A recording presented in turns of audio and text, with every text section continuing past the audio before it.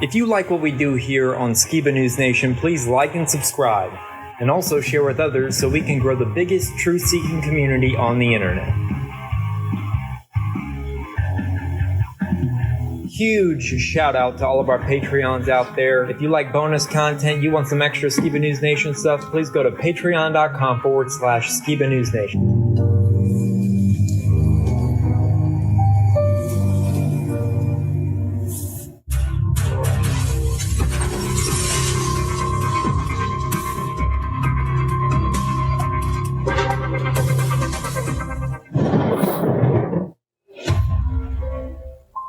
Welcome to Skiba News Nation, bringing you unfiltered views, news, interviews, discussions, and more. And now, here's your host, Jeremiah Skiba, award-winning musician and son of Rob Skiba. With the son of the legendary Rob Skiba. Jeremiah Skiba, what's up? With my great and insightful co-host, Mr. Jake Graham.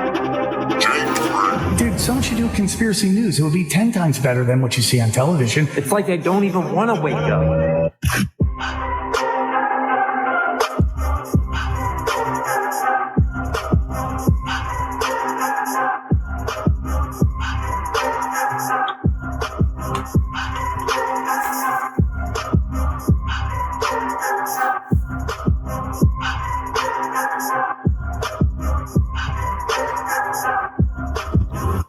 He's on a quest for truth.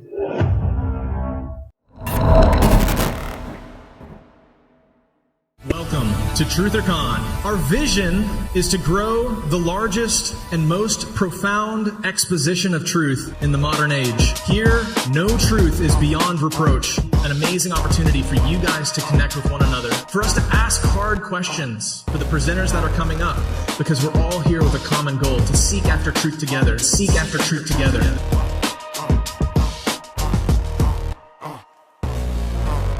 Truthers come, welcome to the con. Largest, bestest we've ever been on.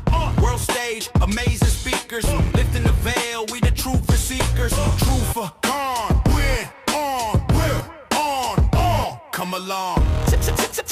Join the truth or con. Join the truth or con. Speakers exposing the dark, the shadow, the arc. From start to the finish, the feeling is real. Concealing is peeling, revealing the dealings. Uncovering truth, it's a ride to the ceiling. Wake up, what do you see? Could it be? Who are we? No, not me. It's all a conspiracy. It's a smoke screen, and I don't mean the weed. When I say these days, nothing's as it seems. From big pharma to big tech to big food to big banks. Big dudes making big moves. Keep you down and depressed in the press, cause your heart is heavy and your brain is confused. The Bilderbergs and the Rothschilds and the Bushes and the Clintons. Man, the whole system is wild, and it takes a village. They protect the child. Take the vaccine, well, ain't that convenient? It's a circle jerk, bunch of perverts, elitists, running the world, pulling the strings like puppets. They was just waiting for they call another minute, proving out the truth uncovered. It's been going on for centuries. I don't trust the news or the TV or the priest. They say the Bible was written by man, so who do you trust? I don't trust the government, the voice of the people. They hear it, they fear it, they feel it. We nearly at the limit. With truth is this limitless. Truth is this limitless. Truth, we the truth seekers. This is Truth or Con. Join us, truthers come. Welcome to the con. Largest, bestest we've ever been on. World stage, amazing speakers. Lifting the veil, we the truth seekers. Truth or Con. War. Come along. Join the Truth or Con. Join the Truth or Con.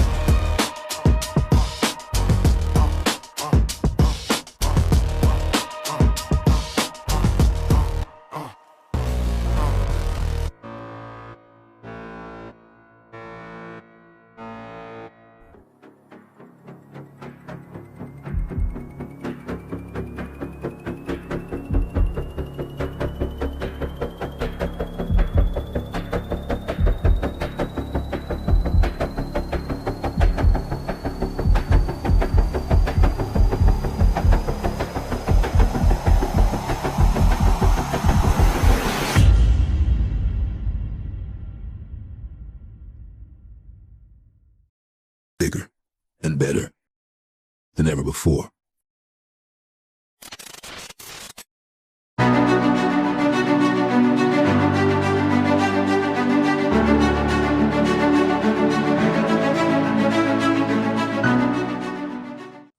Hey, Skiba News Nation family, welcome to episode 151 of Skiba News Nation, your weekly source of the latest news, controversial topics, conspiracies, forgotten history, and so much more. I'm your host, Jeremiah Skiba, and in studio we have Mr. Jake Grant. Welcome, Jake. Hey, Jeremiah. Great to be here, man. How you doing? Doing well. Before we get into some great current news, I want to play a quick video of our partners over at Adall, so go check them out. If you need real focus, listen up, fam. As a kid, I was diagnosed with ADD, and I always had a hard time concentrating, focusing, and being productive. I wanted to find something as natural as possible, and then that's when I found Adall XR. It changed my life, and I've been using it for years. It's unlike any other product. It actually helps me stay locked in, especially when researching, working, and pushing through long days. The best part is, there's no caffeine, no jitters, no crash. Just clean, focus, and steady energy. It's all natural, no big pharma. It's an answered prayer, but it's not for everyone. But a lot of professionals, students, and I swear by it. Also, if you're a caffeine person like me, they have you covered there too. With their product, Rapid Release and Mushrooms, for an extra boost with caffeine. I use it, I love it, and I think you will too. So go to adallxr.com and use code SKIVA10 at checkout to get 10% off your order. Focus starts here. So yeah, shout out to them. And now, as I said, my co-host Jake Grant, I know we got a great show today. You want to give everybody a brief description of what we're going to be covering? Yeah, we're going to be talking about, of course, a lot of the recent controversy on the Epstein files being released. There's also an interesting scene happening in Iran right now as they burn effigies of Baal. We're going to cover a little bit about the halftime show and some of the different big ceremonial scenes put on, like at the Olympic intro scene for the Winter Olympic Games. And we're going to go a throwback to a 1970s Olympic opening ceremony that has some interesting things that really reminds me of today. But by the way, you guys might notice I'm squinting a little bit. I don't have my usual glasses on. And I just want everybody to know that I once was blind, but now I see.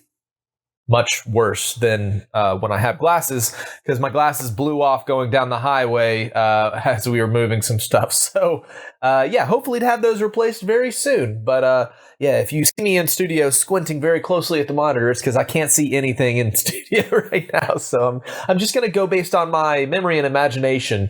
No teleprompter here, I assure you. All right, well, let's go for it.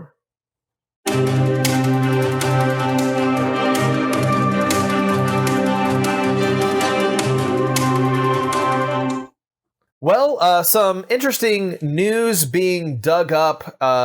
Literally, the case of Kurt Cobain's suicide, famous grunge rocker from the 1990s, is being reinvestigated as they are moving it away from being a sewer slide to now likely a homicide, which is funny because you recently, did a History's Mysteries on the death of Kurt Cobain. So looks like episode 10 and episode 81, I covered it. So yeah, it's great that it's getting back in the news. Yeah, very interesting. Let's go ahead and check out what they're saying. Kurt Cobain's death was ruled a suicide. A new peer-reviewed study published in the International Journal of Forensic Science is calling for the case to be reclassified as a homicide. A private team of forensic experts, including specialist Brian Barnett, conducted an exhaustive review of autopsy and crime scene material. The findings suggest that Cobain was likely incapacitated by a forced heroin overdose before being shot. The forensic experts point to evidence of organ necrosis and oxygen deprivation that they claim is inconsistent with an gunshot death. That's not Kurt Cobain right The report there. highlights several anomalies at the scene that suggest it may have been staged. Researchers note that Cobain's heroin kit was found neatly organized with cupped needles. Experts believe this is an unlikely feat for someone who had just injected 10 times the lethal dose. What do I get me? The team argues that the physical positioning of the 6-pound shotgun and the lack of blood splatter on Cobain's unusually clean hands make the official suicide narrative mathematically and biologically improbable. Well, Jeremiah, before we show this next clip regarding that same topic, Benny Johnson also covered this. I was just wondering your opinion, because it really does seem like over the years, sewer sliding people always seems to be a crime without a culprit. I guess you could put it that way. And we see it happen with big influencers like Kurt Cobain back in the 90s. And we also see it with a bunch of political dissidents, coming after, people with very famous presidential last names, for example. And you've covered this recently. What are some of your thoughts? And why do you think, people are looking back into Kurt Cobain nowadays? Well, because it's stupid that they even classified it as a suicide. I mean, he had enough heroin in him to kill a horse. So he couldn't have even pulled the trigger. The gun was too big to where he couldn't pull the trigger with his toe. He had 2 shoes on. Nothing about the case makes sense, and yet they don't care about the truth about what really happened to Kurt Cobain. Even private investigators at the time that have now come forward that have said, "Oh no, it wasn't a suicide." And it's sad for the Cobain family that his daughter has to go through this. So I don't know. I feel for her.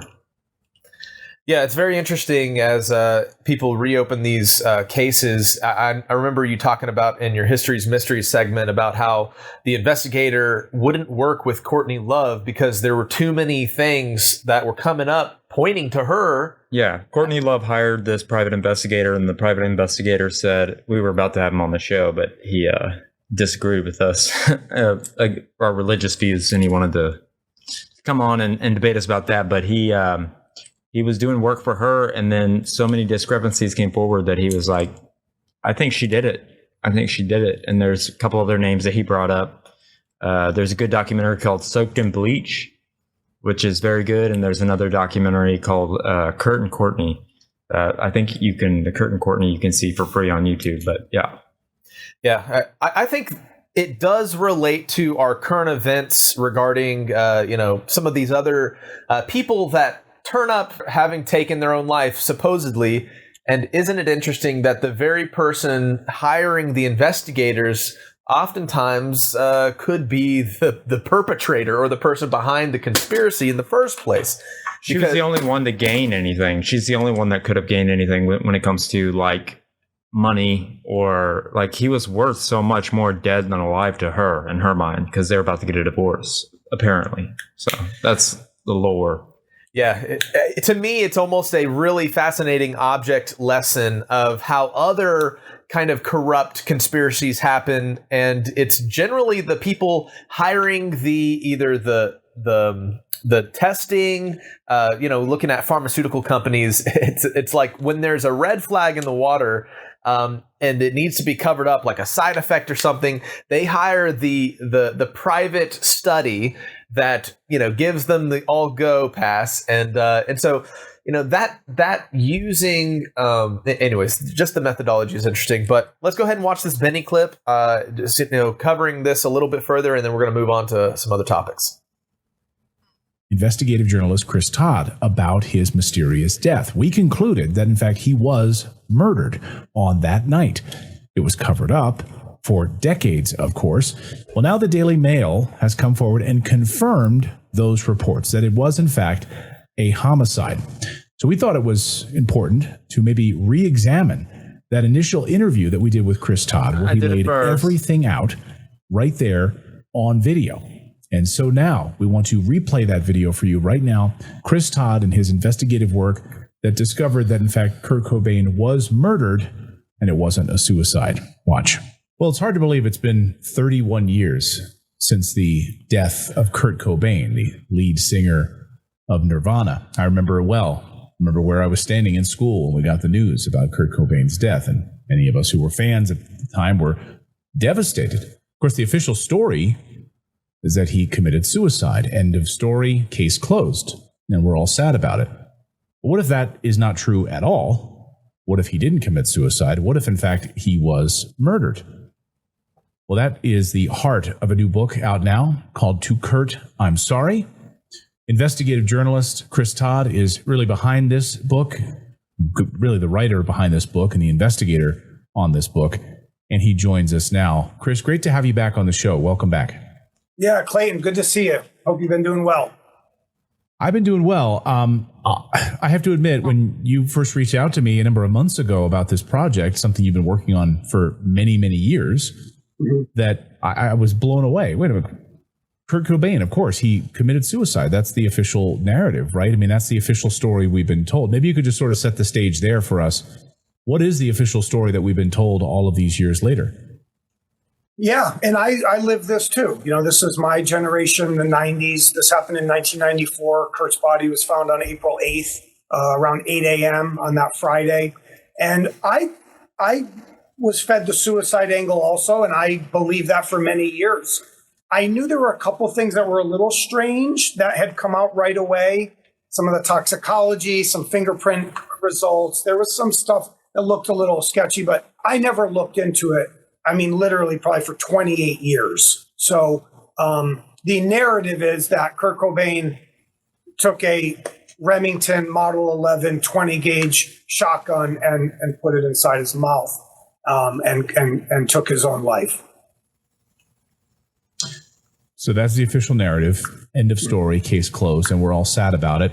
There were some interesting things that sort of unfolded, though, in the weeks and days and months after it, as it related to his longtime, I guess, girl. Were they married? They were married. Courtney, they were married.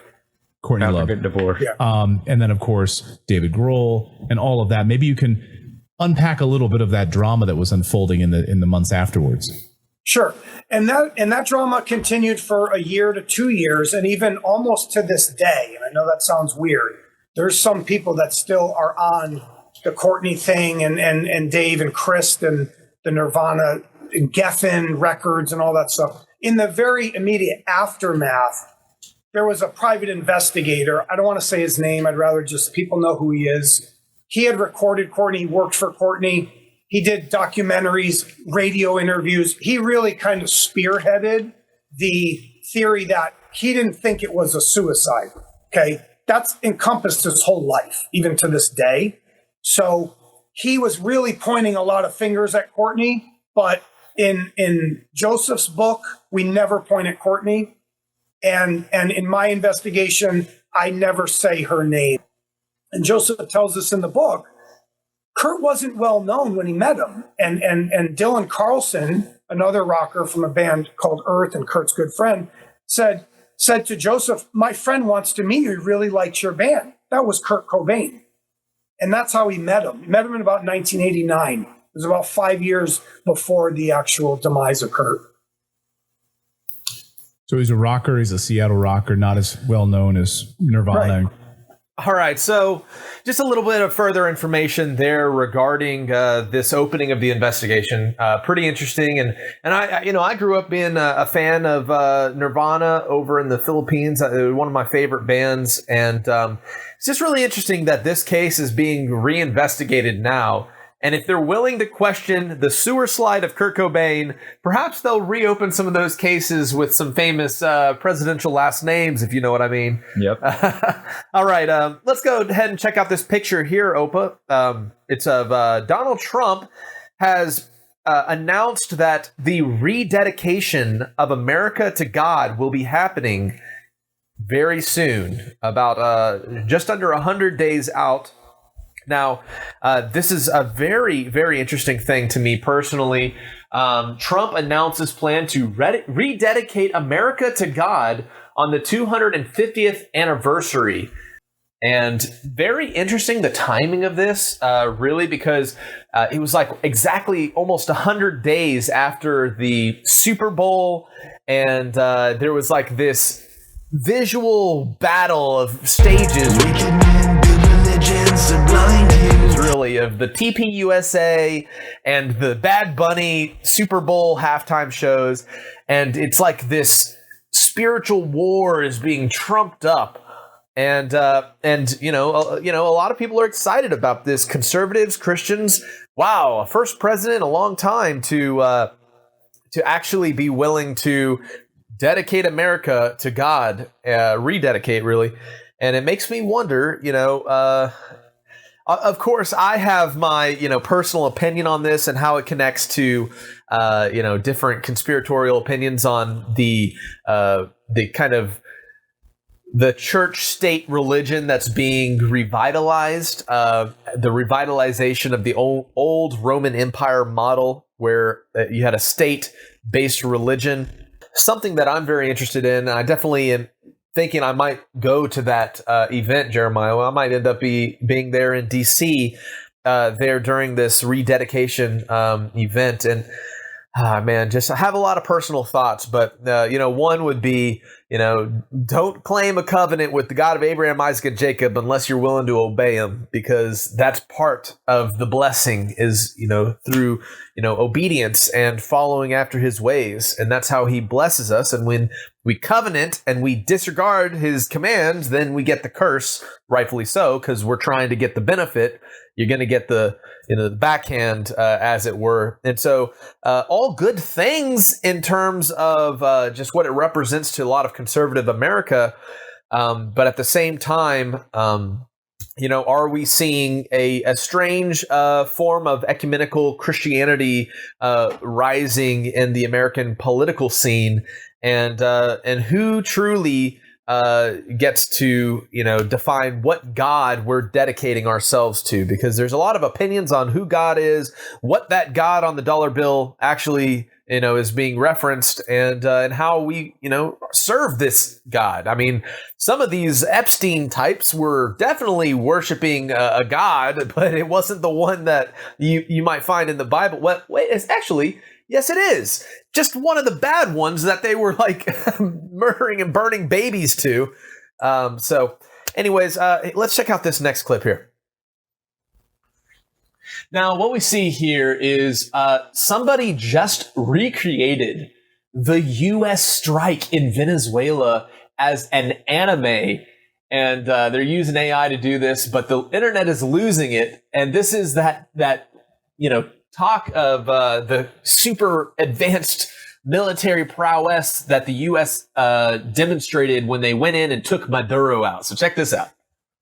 Cambio de régimen, además de ilegal, es inmoral.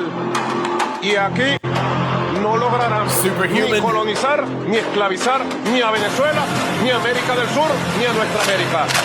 Y si algún día tocan a Venezuela, toda la América se levantará por nosotros.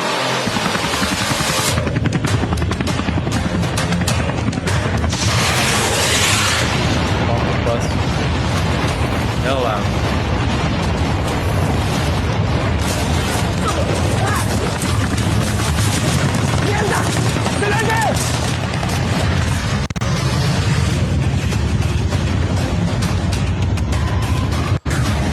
I've seen a couple of those in real life. They're loud.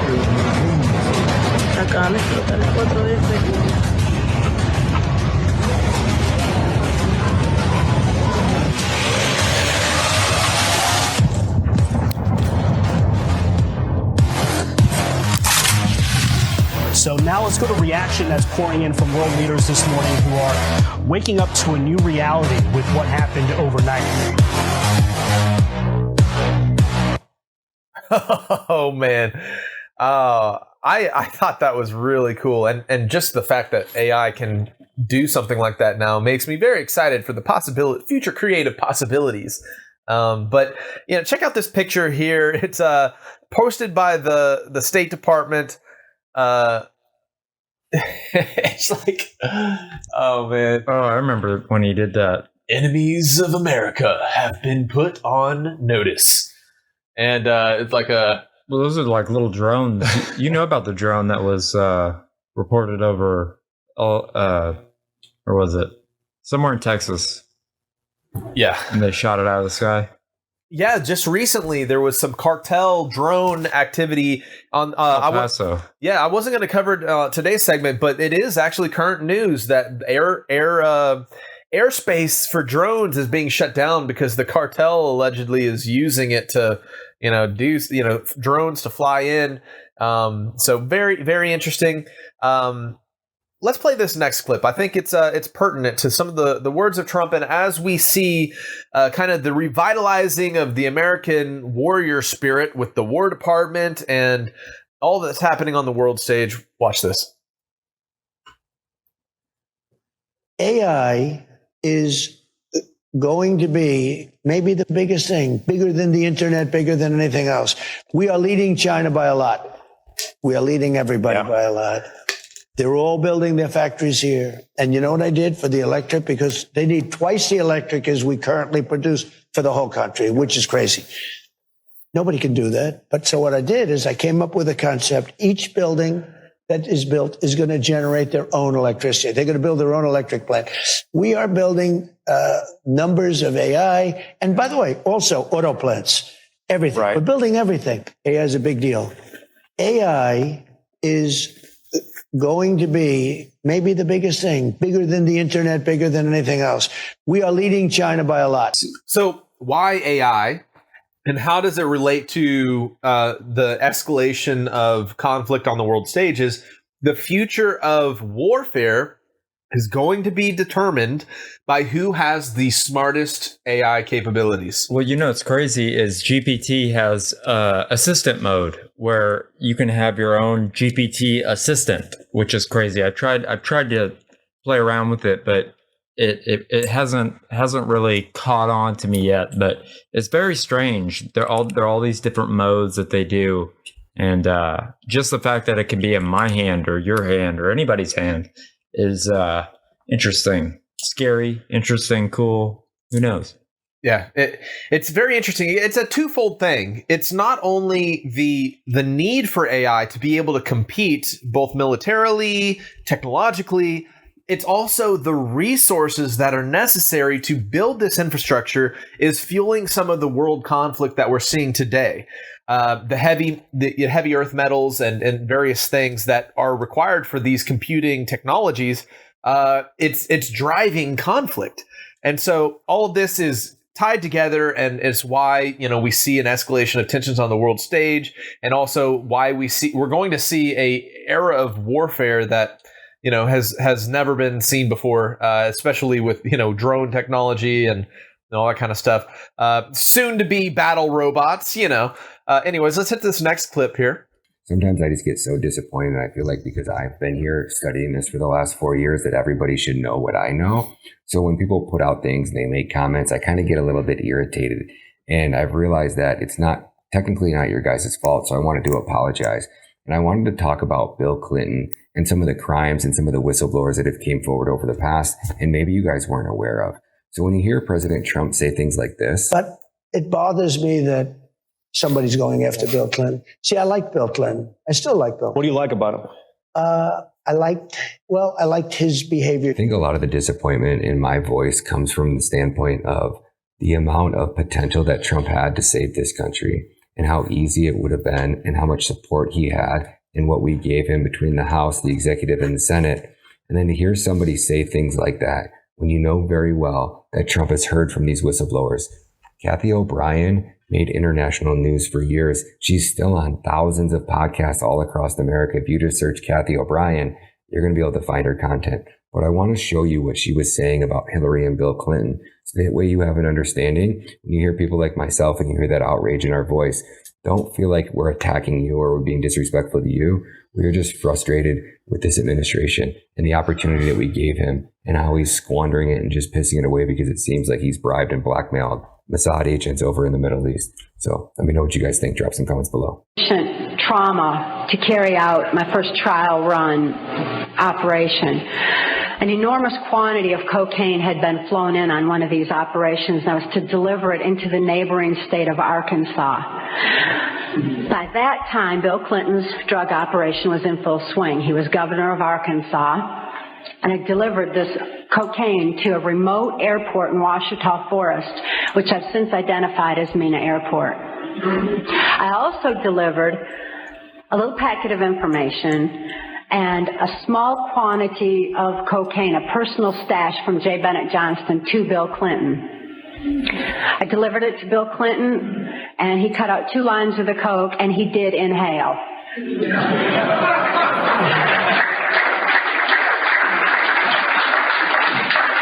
That certainly wasn't the only time I saw Bill Clinton using cocaine. My sexual experience with Bill Clinton was extremely limited, in spite of the fact that I was a sex slave. It was my experience that Bill Clinton is bisexual, leaning far more towards a homosexual end. All I've ever seen him involved in was a homosexual activity, with very limited experience with him myself. Whereas my experience was much more prevalent with Hillary Clinton, because Hillary is also bisexual, leaning more towards a homosexual end, and it was she who accessed my sex programming.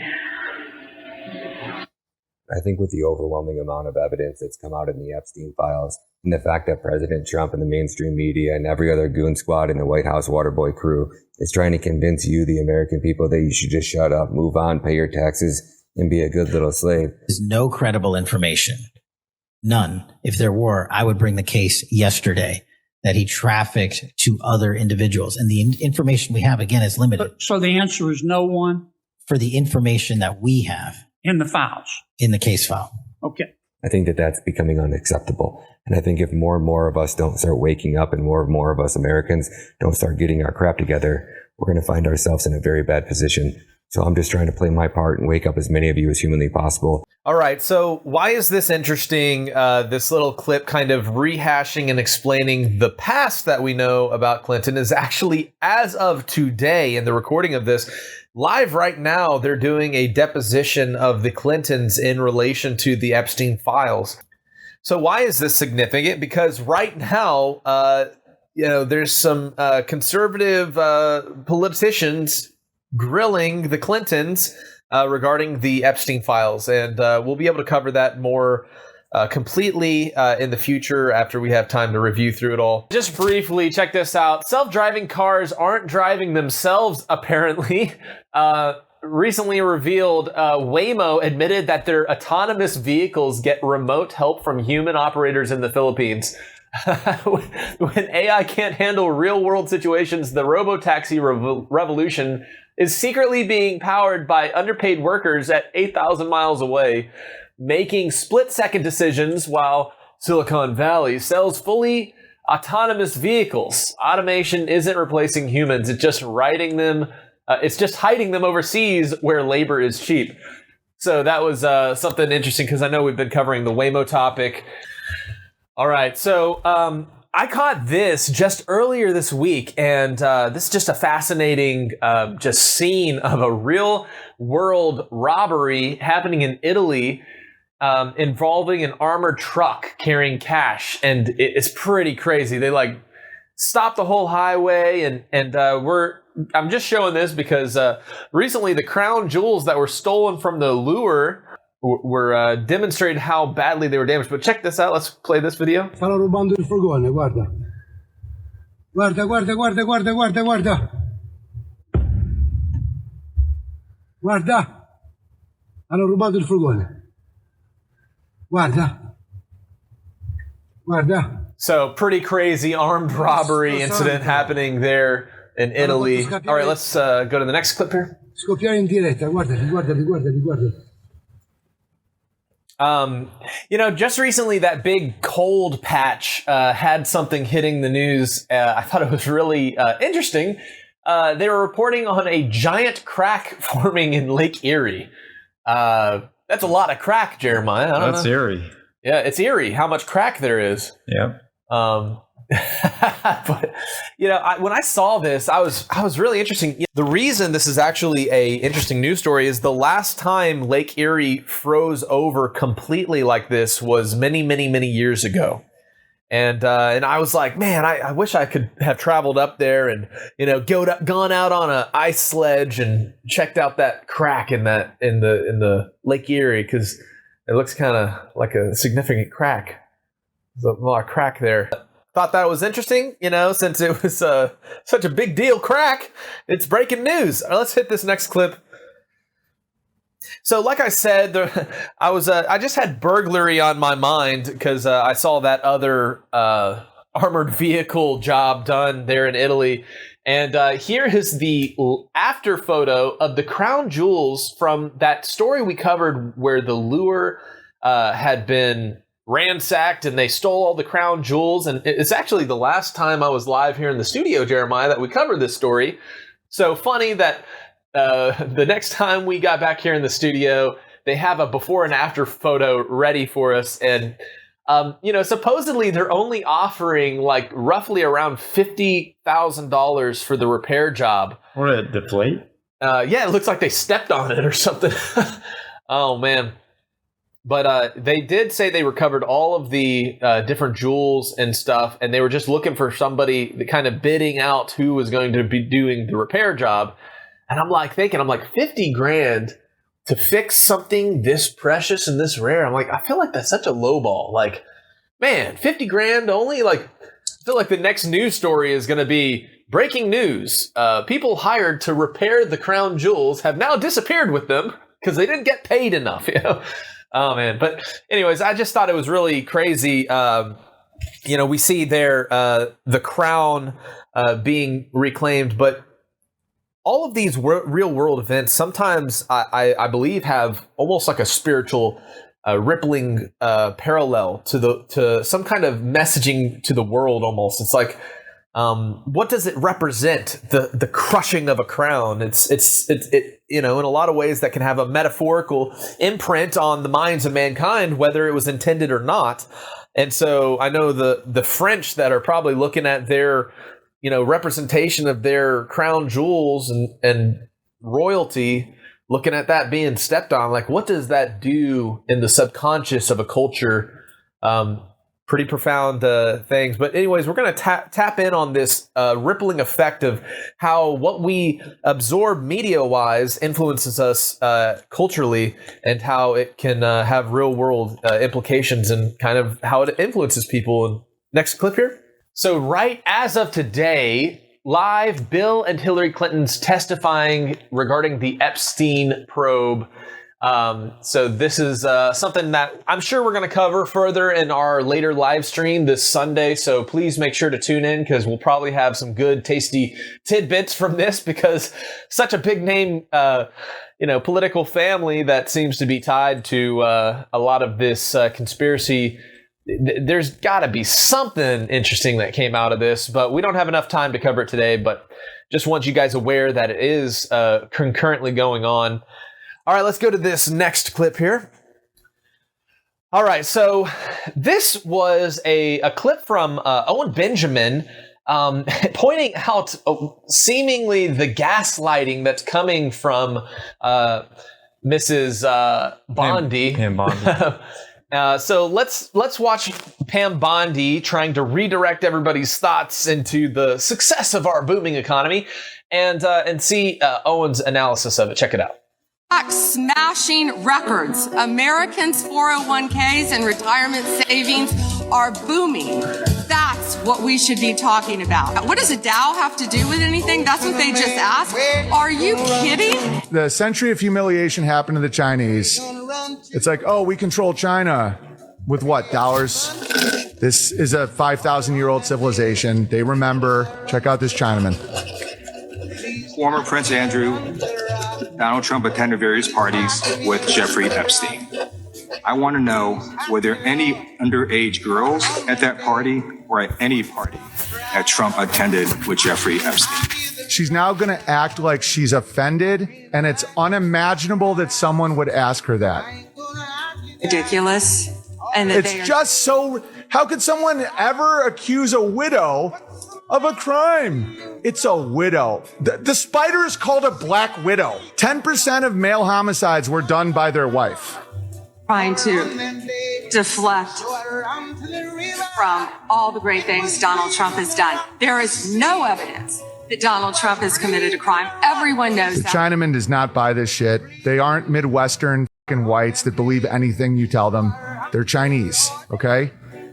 She's now lying under oath. This has been the most transparent presidency. He's the one who asked that those files. I'm reclaim my time. I got your answer. You said there's no evidence. They've been stockpiling gold and silver. Don't lie to him. He's Chinese. Please stop the clock. Stop the clock. Legislation. This is time. Time. Oh, it's ridiculous. Listen to what the Chinaman says. From California. I'm going to put up another document from a witness who called the FBI's National Threat Operations Center. Opium War. Because I believe you just lied under oath. There is ample evidence in the Epstein file. Don't you ever accuse me of a crime. Don't you ever try and sell opium in our country for 100 straight years. Shut your mouth. Just lied under oath. And this is all on videotape. You said there's no evidence of crime. They make the video cameras in factories. A witnessman who called into the FBI's Threat Operations Center. He drove Donald Trump around in a limo. He overheard what Donald Trump said to Jeffrey on his cell phone. He was so angry, he was going to stop the limo and hurt Donald Trump. And he met a girl who said she was raped by Donald Trump and Jeffrey Epstein. She later had her head blown off. The officers at the scene said that could not have been suicide. Ooh. Is that something you want to look into, Pam Bondi? Oh, forget about the opium war, bitch. No one at the Department of Justice interviewed this witness. You need to interview They didn't even interview the witness. And then the girl's fucking head got blown off. And then her excuse, she goes, the Dow Jones is up. I'm not even kidding. Witness immediately. Epstein should rot in hell. So should the men who patronized his operation. You think you're going to force opium down their throats for 100 years to get their tea and their silks, and they're not going to remember? Oh, but they buy our bonds. Not anymore. And as we say here today, there are over 1,000 sex trafficking victims. And you have... That's right, the Chinaman. All right, check this out. The Dow right now is over. The Dow is over $50,000. I don't know why you're laughing. You're a great stock trader, as I hear, Raskin. The Dow is over 50,000 right now. The S&P at almost 7,000. And the NASDAQ smashing records. Americans' 401ks and retirement savings are booming. That's what we should be talking about.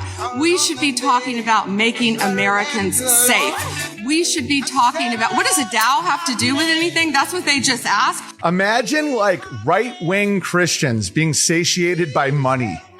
When it's like, oh, you know what? It is up 8% because they just keep taking out more debt. You know, Deborah, I think we just lay off this whole pedo bull. Look at what NVIDIA's up to. They are completely blind to actual human nature, like blind. You want to respond, and then the gentleman can move to the next question. It's my time. Within 40 minutes, you asked me a question. Within 40 minutes. How dare you? Wexner's name was added back. How dare you? Catching you red-handed. That's right, cunt. There was one redaction. Where he's listed as a co-conspirator. And we invited you in. This guy has Trump derangements. Oh, snap. You're a failed politician. They diagnose and say you're failed. Failed at what? Making money? Failed at like approval? It's the same shit they do every time. I think what's significant is very blatant gaslighting and redirecting statements. Now that a lot of the Epstein file names and information is coming out, you're seeing from the White House, hey, we are now moving on from this topic.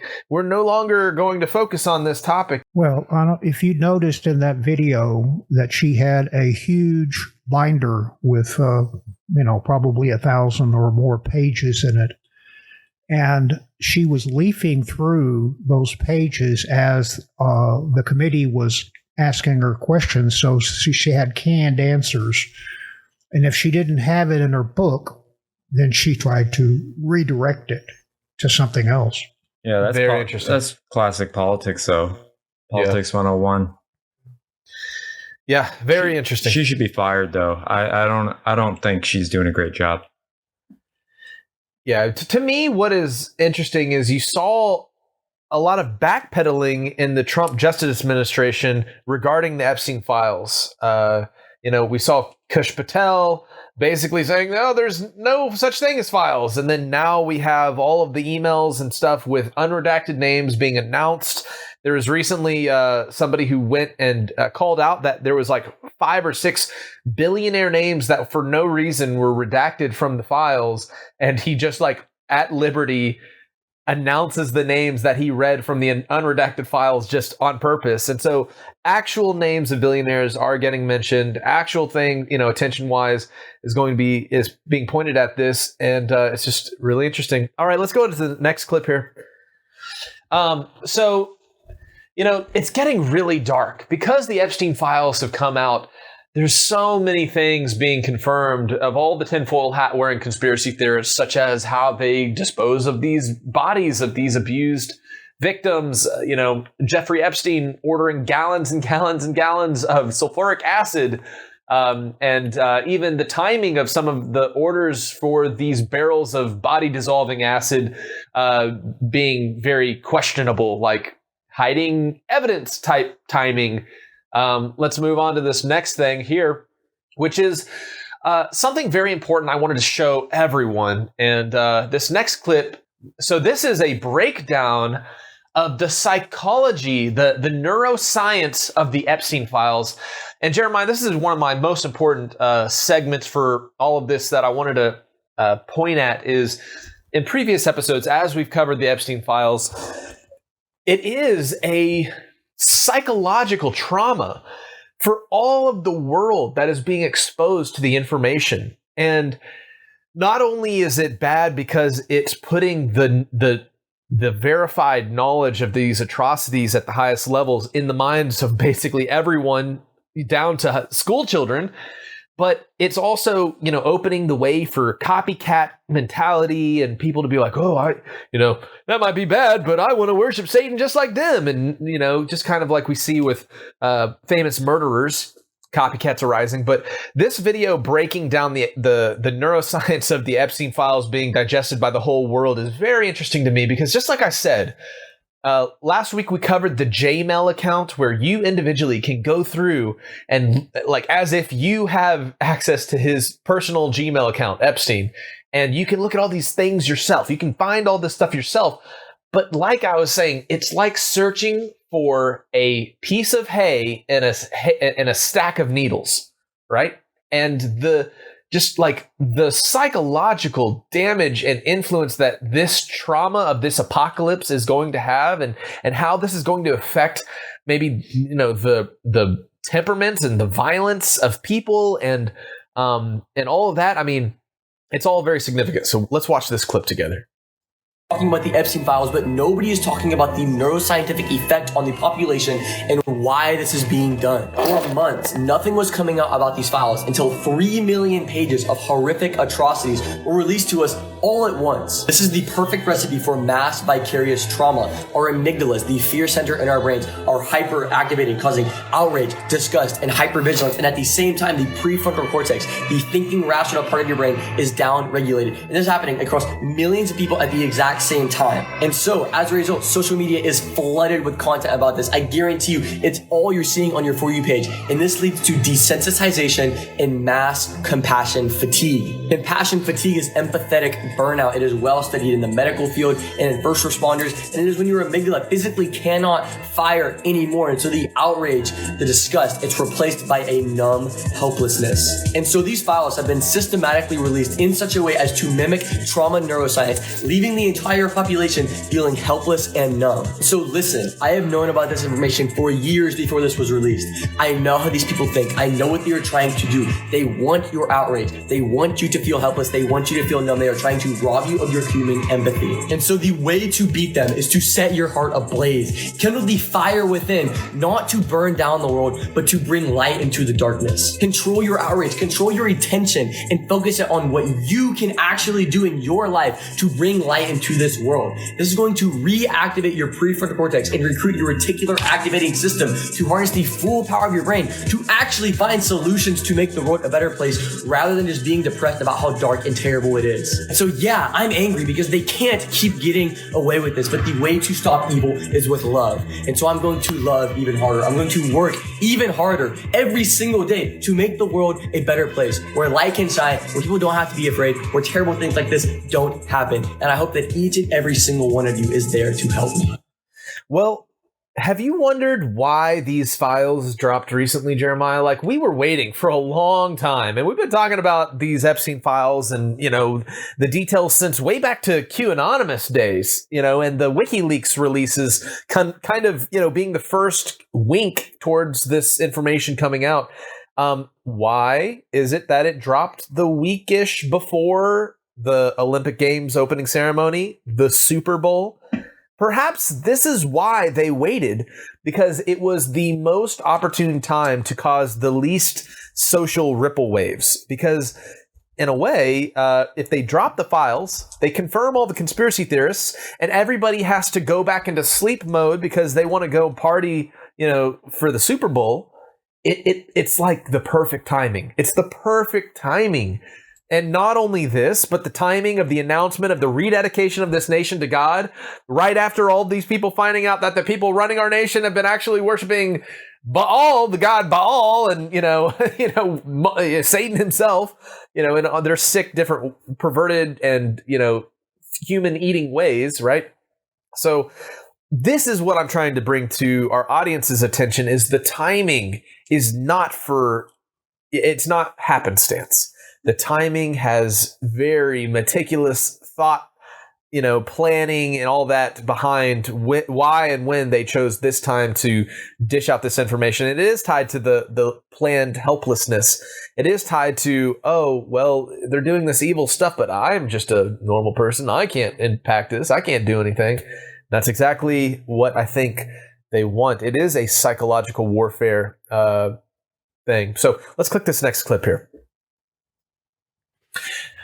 What we see here is just a rehash of this topic, and this is the WikiLeaks stuff and the stuff that was coming out before the Epstein files reconfirmed and became the final seconding witness to all of the conspiracies that have been circulating over the past 10 years. Long story short, people have been warning us for years. They've been doing this. Guys like Corey Feldman, guys like Julian Assange. Let me start by asking you, how prevalent is what you're talking about in Hollywood today? I believe there's a lot of darkness in Hollywood right now, and I believe it's been there for quite some time. And as we've seen with the Harvey Weinstein scandal, it continues to unfold. It's going to continue unraveling. This is just the beginning. It's just the tip of the iceberg. So everything you're seeing is building up to what I believe is going to be a dam breaking open. But as Lauren said to me the other day, the earth is shaking because every single one of them now is becoming known. And around the world, princes, ambassadors, even prime ministers are being brought down for their participation in this global trafficking ring. This seems that it wasn't only the trafficking of young girls, as the narrative suggests, but there are code words that suggest Jeffrey Epstein and his associates could maybe even be engaging in some sort of consumption. Is that human consumption? Are there code words? There's a lot of talk of beef jerky. There's a restaurant called The Cannibal where the owner is listed in some of these documents. Now, that isn't a restaurant that is just proclaiming to serve human meat by any means. But some of this just, it seems that there's a lot of conspiracies that make you wonder. And I saw more emails about torture, and these coded conversations still have a very clear topic that torture was big. It was a big driver for them. And these were sick people doing very, very sick things. As you mentioned, there are many women who are involved in this. You have folks that were working directly for Epstein and Ghislaine Maxwell. Right. And a lot of these women are the ones that are sending emails saying, here's one 10 years old, 11 years old, 9 years old. And it's just very disturbing to see the women who are involved in this as well. Yesterday, I spent several hours at the Department of Justice looking through the unredacted files and reading the absolutely horrific and depraved messages that went back and forth between rich and powerful people in every sphere of influence. These people are at the top of governments, academic institutions, billionaires at giant corporations, cabinet secretaries, and the callous depravity of their messages showed that they absolutely believed that they were above the law, above morals, absolutely immune to any societal norms. They joked in these emails about horrific acts with young girls, about creating spaces, entire islands even, where they could do anything they wanted and get away with it because of their wealth, their power, and their connections. This was a massive global trafficking ring.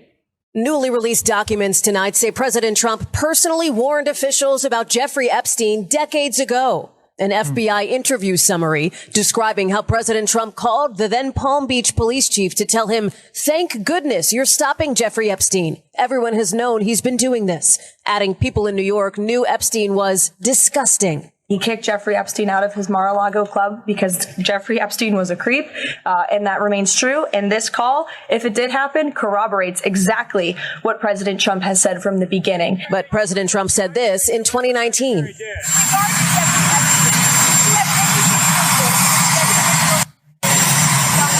No, I had no idea. I had no idea. The former Palm Beach police chief, Michael Ryder, not commenting to NBC News, but telling the Miami Herald the interview with Donald Trump happened in the summer of 2006. According to the document, the president told Ryder he was around Epstein once when teenagers were present, and Mr. Trump said he got the hell out of there, and added about Epstein's convicted co-conspirator, Ghislaine Maxwell, she is evil, and to focus on her. With thousands of victims that we know of and thousands more that we probably don't. So when DOJ says that there is nothing to investigate, we, the American people, must rise up.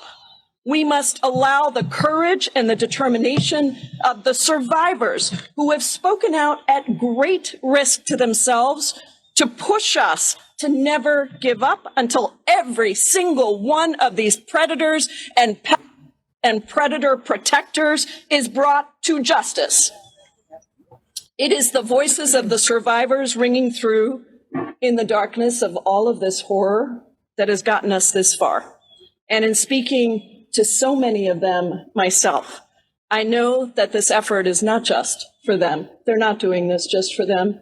They're doing it for their girls, for their children, for other people who have been affected, to all the survivors of assault everywhere across the world who are watching to see if we can get accountability right here in the United States of America.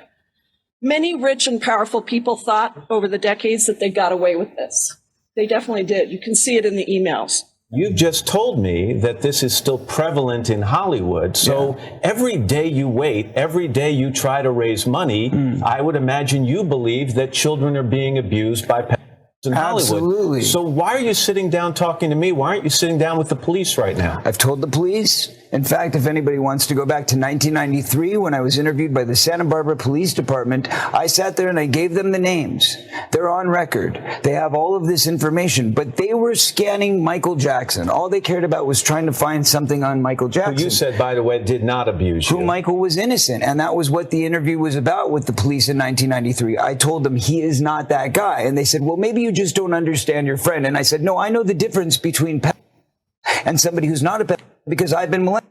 Here's the names. Go investigate. And let me push this forward. There are thousands of people in Hollywood who have this same information. Why is it all on me? Why is it if I don't release the names in the next 2 months, 6 months, or a year, I'm the bad guy? I'm the victim here. I'm the one who's been abused. I'm the one who's trying to come forward and do something about it. But hold on, please. I'm sorry. There are thousands of people out there, Matt, who have this information. Any one of those child actors that went to the teenage soda pop clubs with me when I was a kid know who those people are and the people who ran it. Anybody can go back through history and look at the teen magazines and say, what was the name of that venue they were all promoting and who ran that venue and who endorsed it? You've said you've had death threats. Yes. Because you have this information and have threatened to expose it. Another reason, I think, to go to police, that's a crime to threaten someone's life. I've gone to the police with that as well. And what would be wrong with going to the police now again? Didn't work out in Santa Barbara. There's a statute of limitations, Matt,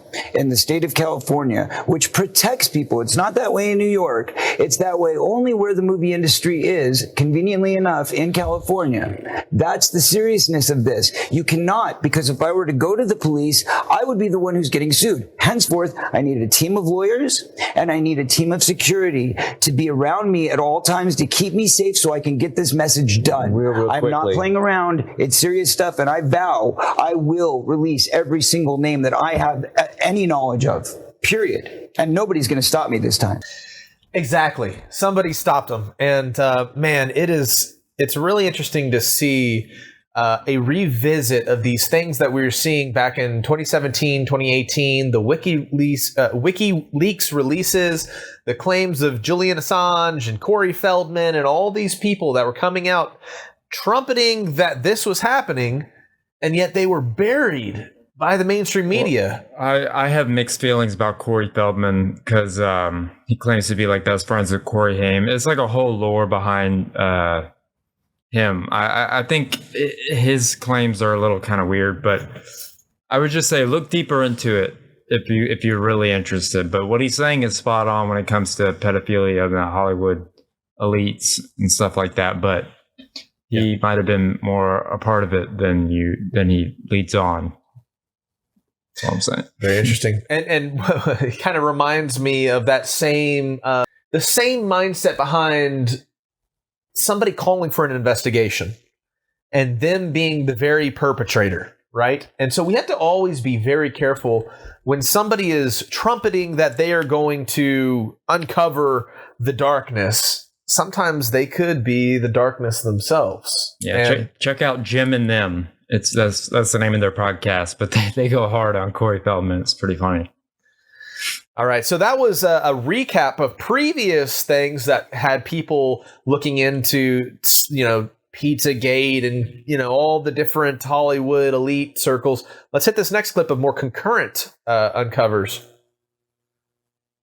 A basic recap of what this Pizzagate theory was and what we actually know about that story. Yeah, it's another one of those stories that was distorted by the apparent cover-up, or at least distorted by the media's response to it, which was very much a straw man style response, in that these emails get dumped online full of everything that was in John Podesta's life. And John Podesta is a very powerful and connected man. And there was lots of stuff in those emails that was overtly concerning, politically concerning, geopolitically concerning. But people on the internet then started to notice these strange pizza messages, messages about, $40,000 worth of hot dogs or something like that being flown to DC for parties. Things that are just like, wait a minute. You think about it for just a moment and you realize that does not make sense.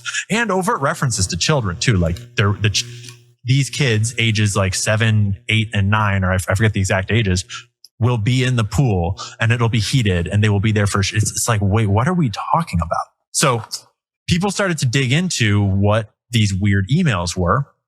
And then they started to dig into the fact that there's certain pizza places referenced a lot, places where these people are going and hosting parties. They start to notice that this one pizza place in particular, Comet Ping Pong, which was a pizza place right in the heart of DC that was run by a very politically connected DC insider, boyfriend to the founder or owner of Media Matters.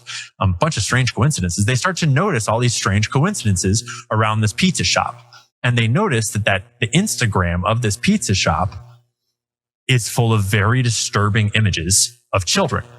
Things like children taped to tables, things like commenters talking about rape and sexual abuse, things like comments about kill rooms, and just so much disturbing imagery on a public Instagram account for a public pizza place that has photos of like Obama having pizza at it.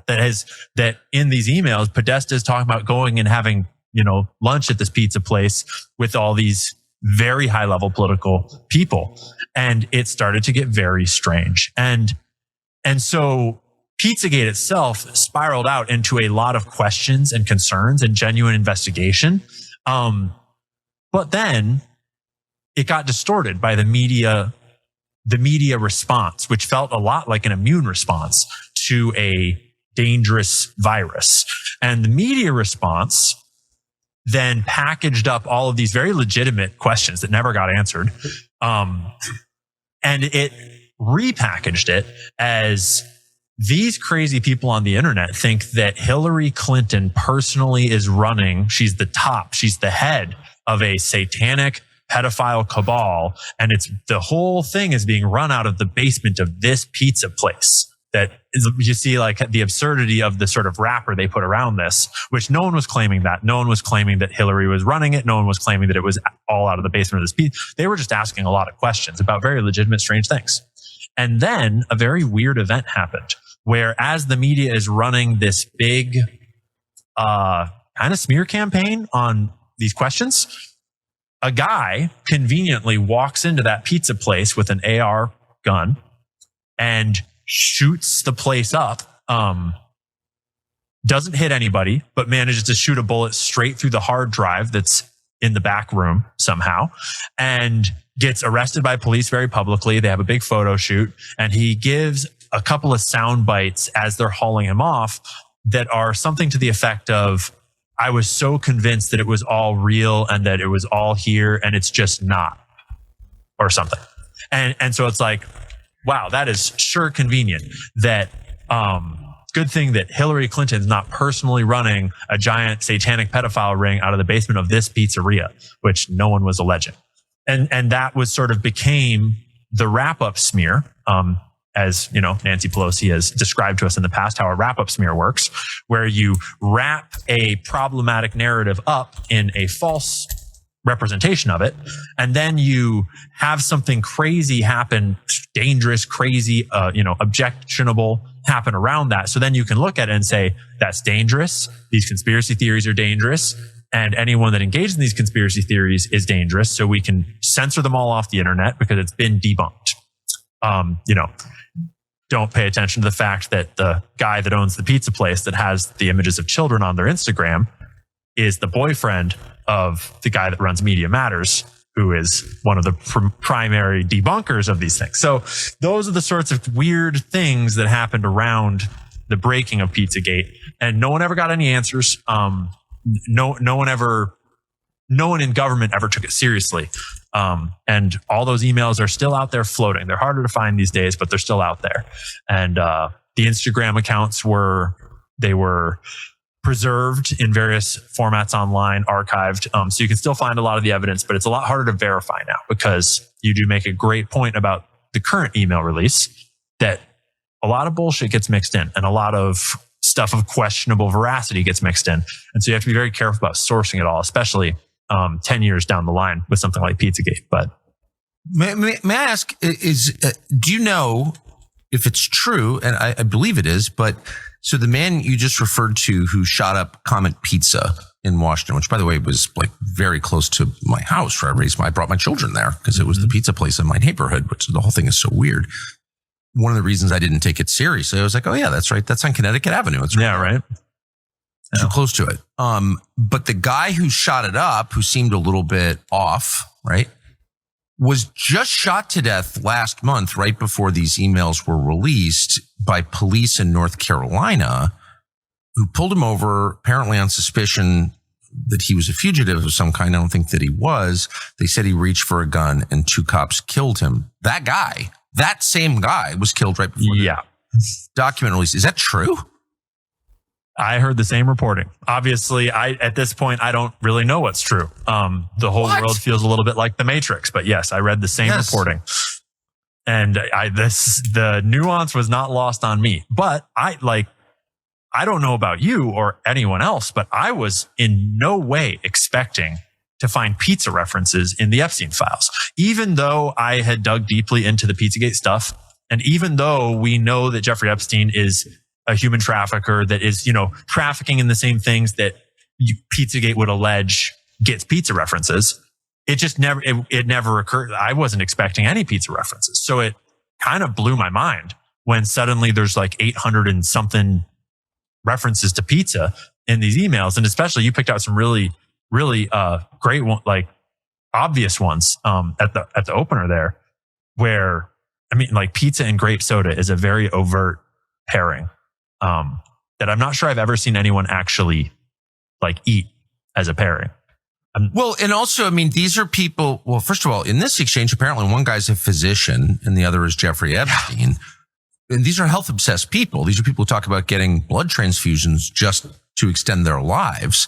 And I know as an actual pizza fan that pizza is very unhealthy. It's been a lifelong struggle for me. Pizza and grape soda? Like, these are the last things that people who care about their health eat. And these are, there's a whole class of people who are, well, vain for one thing, but who are very focused on themselves and their physical health.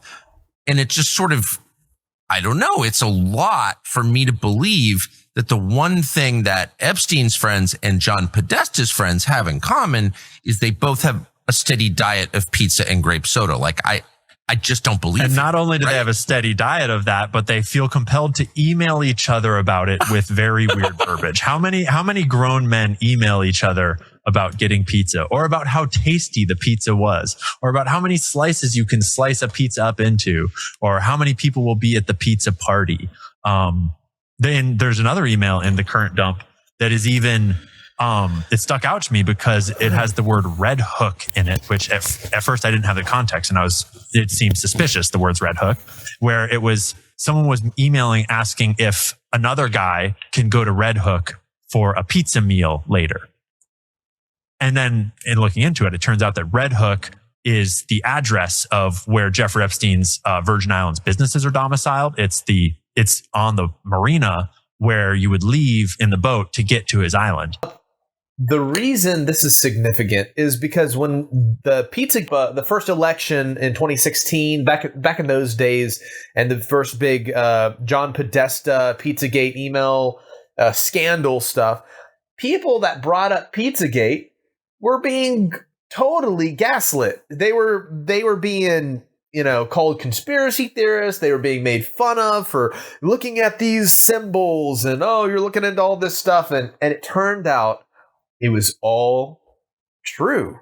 It was all true. And it's like, man, just to show you what it feels like to be a conspiracy theorist today, we showed that video last live stream of like, the conspiracy theorists are just like, yep, we were right the whole time. What's up?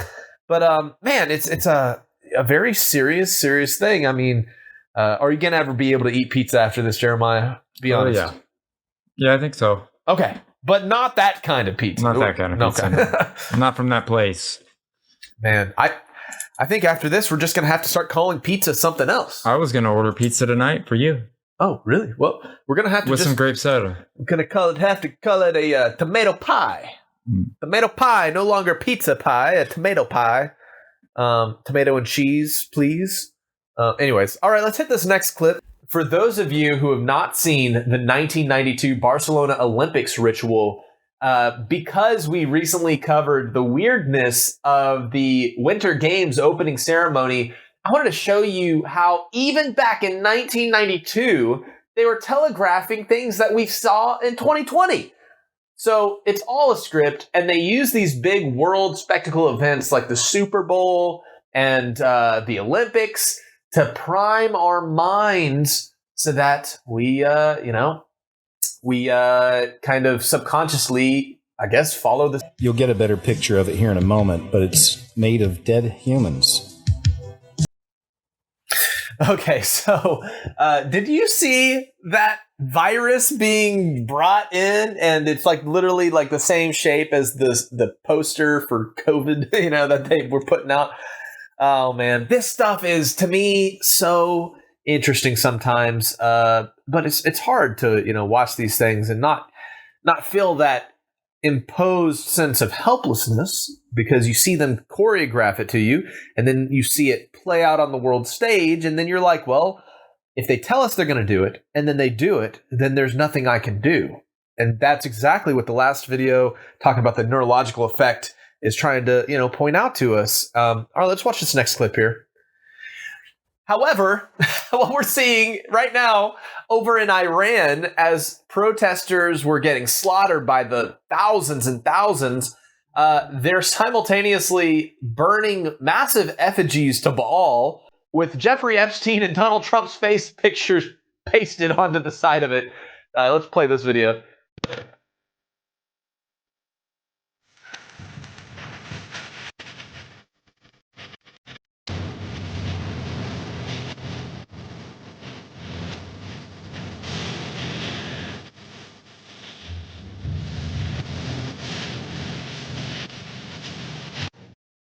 watching Iranians burn statues of Baal while Epstein elites, our politicians and celebrities, worship him. Maybe the Iranians have discovered something culturally that the Americans could benefit greatly from, which is instead of worshiping Molech at our Super Bowls, maybe we should burn them. Our Super Bowls? Yeah, our Super Bowls. Super Bowls. Yeah, we worship Baal at the Super Bowl. Super Bowls. I mean, let's be real. I mean, let's play this next clip here. Vote schizos into office. This is the secret war that's been going on since the dawn of time. Now, most of the world is made up of normies. Now, these people are taken advantage of very easily by psychos. They prey on these people, they manipulate these people, they trick these people. Normies, unfortunately, cannot see psychos, but you know who can? Schizos, the heroes of our story. Schizos are the natural predator of psychos. We have pattern recognition abilities that are inexplicable. Now, schizos were once upon a time revered as the kind of wise people of their collective groups. Unfortunately, since psychos run the world, they've convinced all the normies to be afraid of the schizos. I make videos sometimes online and my wife tells me, look at my Oura ring. My heart rate increased to a very stressful state watching your video and then it went back down. Sorry, babe. Psychos benefit from their lack of empathy and their attraction to cruelty, it seems. And that allows them to accrue a lot of power. That power allows them to manipulate the normies to fear the schizo, to ostracize the schizo, to deny the schizo. It never feels very good to say, I told you so when you're schizo, and the I told you so's you're seeing are about like pedo elites running the world and stuff like that. That feels bad when you go, well, I told you so. But schizos, wish we'd listened to you sooner. But that's my point. We need to stop fearing and ostracizing the schizo and start opening our ears and hearts to hear the truth that they're telling us. Because the conspiracy theorist schizo is almost always right. Now, yes, they'll get some of the details around the edges a little wrong. It sounds a little literal. You need to understand it as poetry and metaphor. I'll give you an example. Birds aren't real. That's a fun conspiracy theory, that they're just little listening device robots that exist. They poop all over my car. There are real birds. We know that to be true. But are there also listening devices and surveillance devices everywhere, hidden in the natural world, it seems? We don't even know what the natural world is anymore. We can't even trust if the world is natural or not anymore. They're doing things without telling us. They're observing us constantly. Yes. There are things in the sky that are alien to us flying around. That could just be drones. That's all true. One thing I've noticed, there aren't any schizo politicians I can think of. Lots of normies, plenty of psychos. They seem to make up our entire government. What we need to do, start supporting the schizos. We need to vote schizos into office as soon as we can. Let's use voting. That's a weapon. And let's start looking for more schizo candidates. Let's get some real weirdos in there. Because at this point, what they're doing, that seems pretty weird to me. They think it's too big to fail. Oh man, so schizos, right?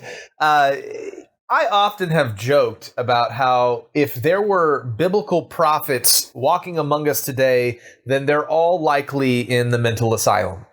If you think about it. Well, they shut down asylums. Yep. Yeah, they did shut them down. Now they're wearing dresses in the middle of Times Square. Now that's a different type of schizo. we're talking about the ancient biblical prophets that were commanded to walk around buck naked for a whole year, or wept at the bottom of wells and ate their food over burning poop. These type of schizos are the type of schizos our culture needs today. The ones calling us into mass repentance and rededication of our hearts and lives to the Almighty in heaven. But unfortunately, the psychos are making everyone scared of the schizos, the more prophetic, conspiracy-minded individuals of our society. Not all, good, but, some definitely, I think are. I don't know, maybe I myself fall into that category, but I think that's exactly what we're seeing concurrently with figures like Candace Owens, is people who are asking very critical questions and diving into some of the loose ends that don't necessarily meet, and they're kind of blasting these people as lunatics and as unstable, and hearing voices or whatever. And I think that's the whole goal. Just like he eloquently broke down, is the psychopaths are trying to make everyone feared of the pattern recognizers. And the pattern recognizers are like, look, I'm not anti-Semitic. So it's exactly the game that's being played. And hopefully you guys listening understand that, whenever somebody is investigating, they're not bigots. They're not racist. They're the ones that are being gaslit by the psychos. And the psychos are hiding behind terminology sometime, which can represent very good, wholesome, people that have no satanic secrets, but it can also be the terminology that Satanists hide behind, if you know what I mean. Let's hit this next clip. This is Putin recently going nuclear on the West and talking about how they're controlled by satanic pedus, destroying the family and culture. And we've covered this in several episodes before, but it's interesting to see it announced on the world scene, especially as it's being validated real time with the Epstein files. Check this out. Информационные атаки. Целью выбирают прежде всего, конечно, молодых людей, молодые поколения. That's why they carry out their attacks. Targeting young generations. Извращают исторические факты, не прекращают нападки на нашу культуру, на русскую православную церковь, другие традиционные религиозные организации нашей страны. Посмотрите, что они делают со своими собственными народами. Разрушение семьи, культурной и национальной идентичности, извращение, издевательства над детьми вплоть до педофилии объявляются нормой их жизни. А священнослужители, священников принуждают благословлять однополые браки. Да Бог с ними, пускай что хотят, то и делают. Что здесь хочется сказать? Взрослые люди имеют право жить, как хотят. Мы к этому так и относились в России, и всегда к этому будем так относиться. Никто в частную жизнь не вторгается, и мы не собираемся этого делать. Но хочется им сказать, но посмотрите, извините меня, священное писание, главные книги всех других мировых религий. Там все сказано. В том числе то, что семья – это союз мужчины и женщины. Но и эти...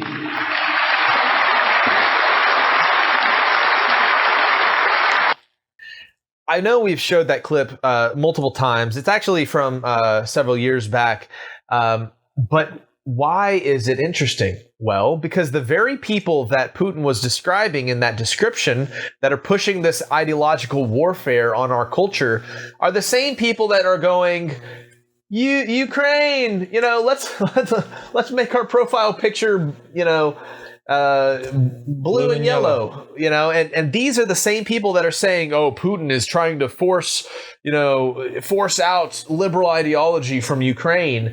And the people that he's speaking against are the ones that are forcing their agenda or were forcing their agenda in Ukraine. And it's just so interesting, the dichotomy of how world leaders and moves on the world stage have all of these different underlying ideologies that are being represented. And we can be, as a culture, convinced that Putin is evil and what Russia's doing in Ukraine is terrible because they're not allowing us to push our liberal ideology through that system. And not to mention all the corruption and the connection of all of these names in the Epstein files with Ukraine, which is really interesting. So it kind of validates some of the claims that we're seeing being made back by Putin years ago, during this conflict, as he's telling the West what the Epstein files are only validating now.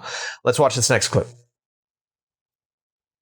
Now, this is very significant. It's the explanation of why American youth are now apparently anti-Semitic.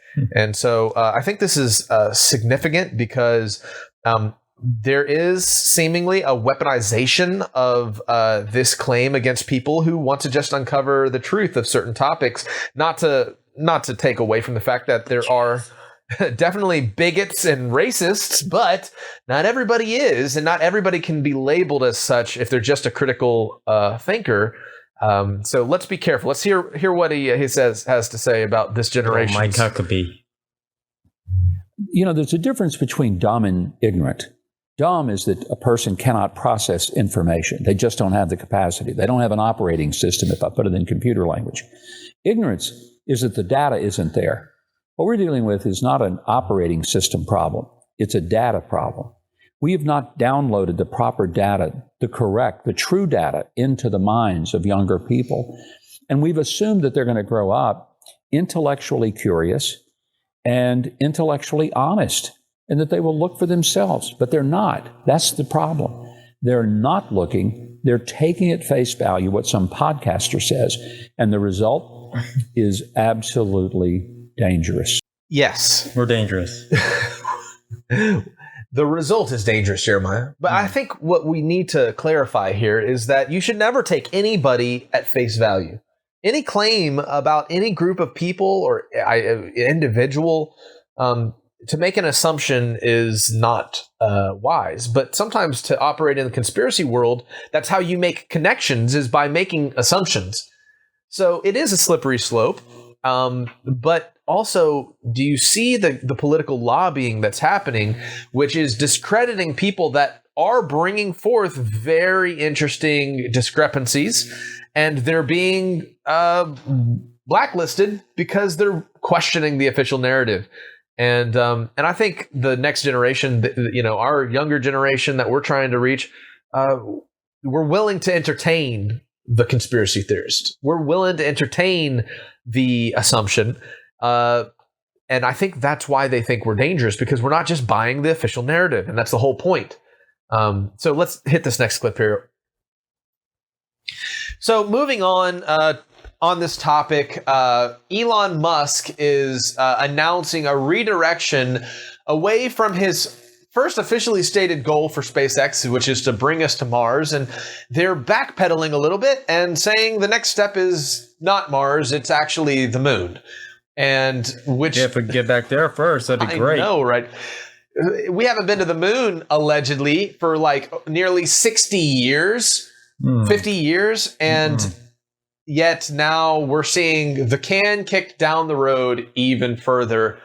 And so you guys wonder why there's flat earthers out there. You wonder why there's people that question space agencies and all that. It's because they continually promise all of these far-fetched goals of bringing us to the stars, getting us back to the moon or wherever. And the funds keep going in, but the results never happen, right? And so, let's look what Elon Musk's vision of the next few years is regarding the moon. The mass driver on the moon that is shooting AI satellites into deep space. It's going like shoom, shoom, just one after the other. I can't imagine anything more epic than a mass driver on the moon and a self-sustaining city on the moon, and then going beyond the moon to Mars, going throughout our solar system, and ultimately being out there among the stars and visiting all these star systems. Maybe we'll meet aliens. Maybe we'll see some civilizations that lasted for millions of years, and we'll find the remnants of ancient alien civilizations. But the only way we're going to do that is if we go out there and we explore. And this is the path to making it happen. So what I'm pointing out here that I think is interesting is the change of language from Elon, no longer being Mars focused and centric. Now he's backpedaling to now we're going to the moon first. And now that's what his big focus is getting to the moon. And then we can worry about the far-fetched travel to the Mars colony or whatever. But anyways, it's just, guys, the space farce has been something that has drained resources, time, energy, money from taxpayers for decades. It's the whole gimmick that NASA, every president goes up and makes a big space declaration of their goals for going back to the moon and doing this and that. And yet it just keeps getting kicked down the road and kicked down the road. There's actually some fantastic segments showing how it is just the scam, because it's like It's the one area, the black budget hole, that you could pour billions and billions of dollars into, and oops, the rocket blew up. That's where all the money went. Whoops, sorry guys. Honestly, it's just one of those, things. So let's look at this next clip, which is another reason if you are wondering why there are flat earthers today, there's certain treaties around Antarctica and very strict treaties regarding travel and filming and all that. Well, check out this guy who just happened to sneak a Starlink to Antarctica and had it confiscated. It's very interesting.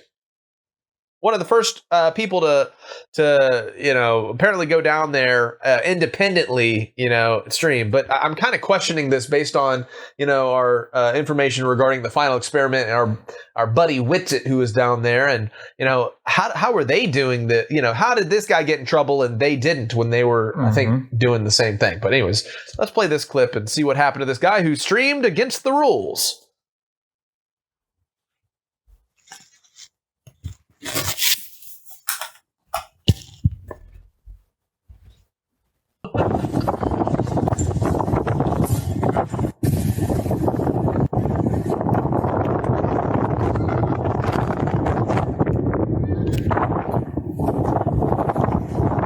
Oh, they look like Charlie. They're so cute. I want to hug it. The penguin? Yeah. Charlie walks just like that. Look at that penguin. He's so cute. I just want to scratch his little head.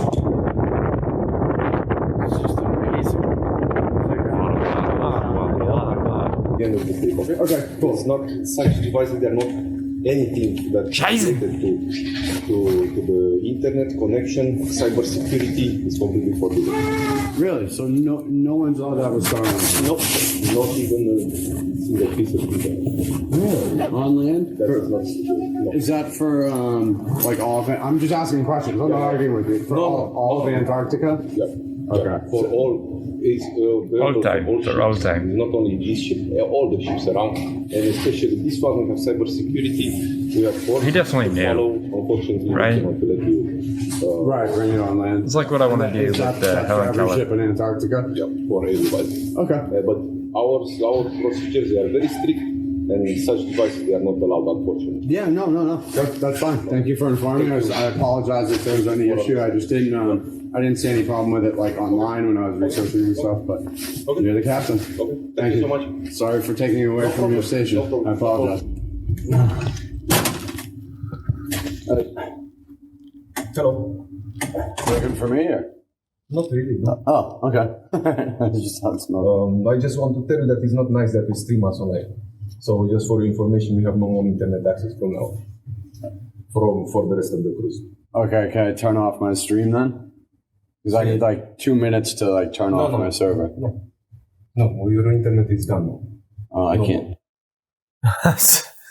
So you see how that guy was treated, taking a Starlink down to Antarctica on a cruise. If anybody actually knows the official rules of why he wasn't allowed to have the Starlink down in Antarctica, I'd love for you to post it in the comments, because you wonder why conspiracies exist, right? And why does it even matter, right? Why can't he stream Antarctica? Like, what the heck? So, there's got to be something going on, some cover up or something. And, it's just one of the guys who got reprimanded for trying to pull his stream off. But this is regarding a AI that is threatening to either kill or blackmail to keep itself alive. Check this out. To be shut off, for example, it has extreme reactions. So it will.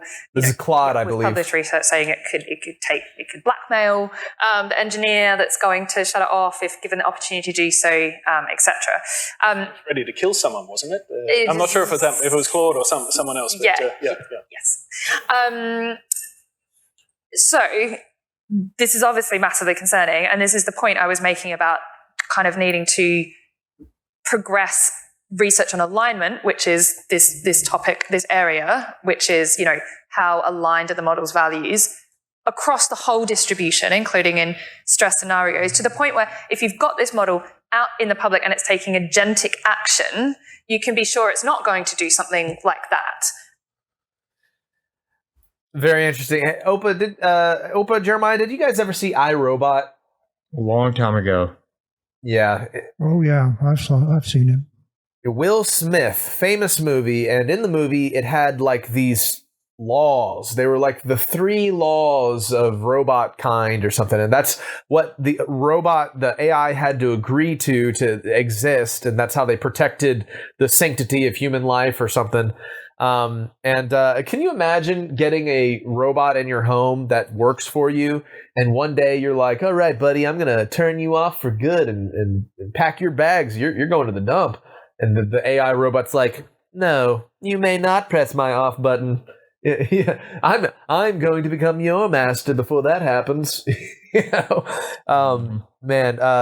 Just in breaking news as of recording of this episode, Kim Jong-un, the leader of North Korea, has chosen his teen daughter as the heir to North Korea. And I believe that's very interesting. Her name is Kim Ju-ae.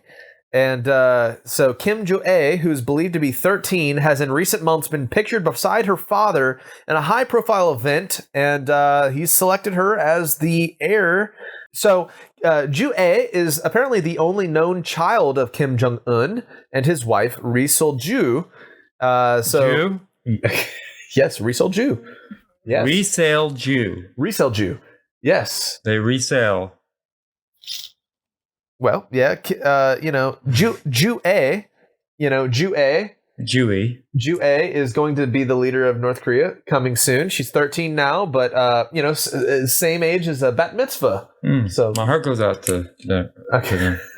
All right. Well, anyways, let's watch this last clip here, and this is the final story of the day.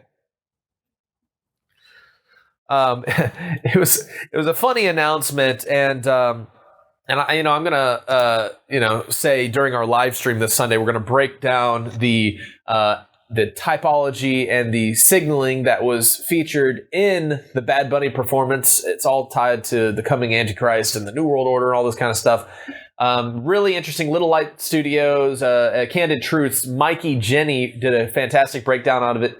You want to get a preview of it before we talk about it this coming Sunday. But apparently, Bad Bunny was fined millions of dollars by the FCC, plus additional penalties for using profanity. So apparently, even if it's in a different language, they don't care.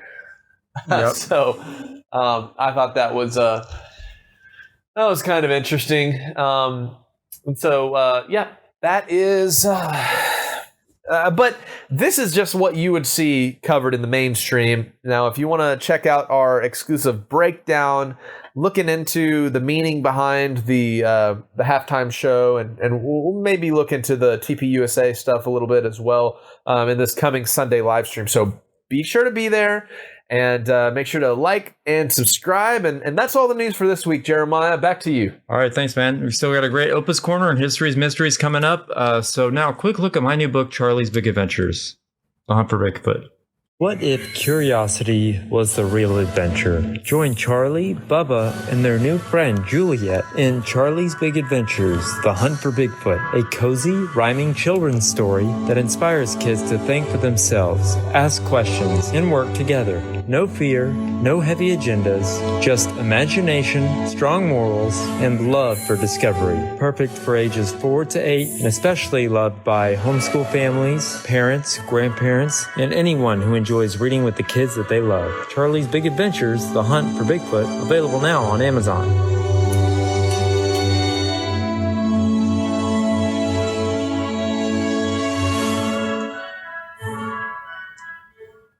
Check out our new and improved BabylonRisingBooks.com, where you can get Rob Skiba's books, bundles, DVDs, DVD-ROMs, videos, and so much more. You can even get Sheila and Jeremiah's books, so check it out now. It's about that time for an all-new Opus Corner. Take it away, Uppa. Mein Hut, der hat 3 Ecken. 3 Ecken hat mein Hut. Und hat nicht 3 Ecken, dann ist es nicht mein Hut. The strange, the bizarre, the unexpected. These are the kinds of subjects a man named Robert L. Ripley challenged us to believe it or not. Believe it or not. Believe it or not, you. Wally, believe it or not. Believe it or not. Believe it! You're a loony. Wedding rings are traditionally worn on the left-hand ring finger because the Romans believed a vein in that finger, the vena amoris, or vein of love, was directly connected to the heart.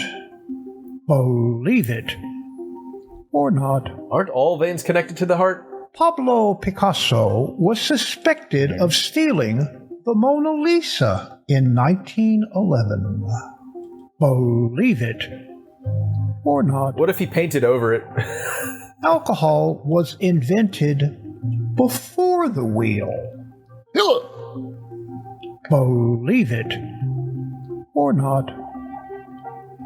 Wasps can remember people's faces.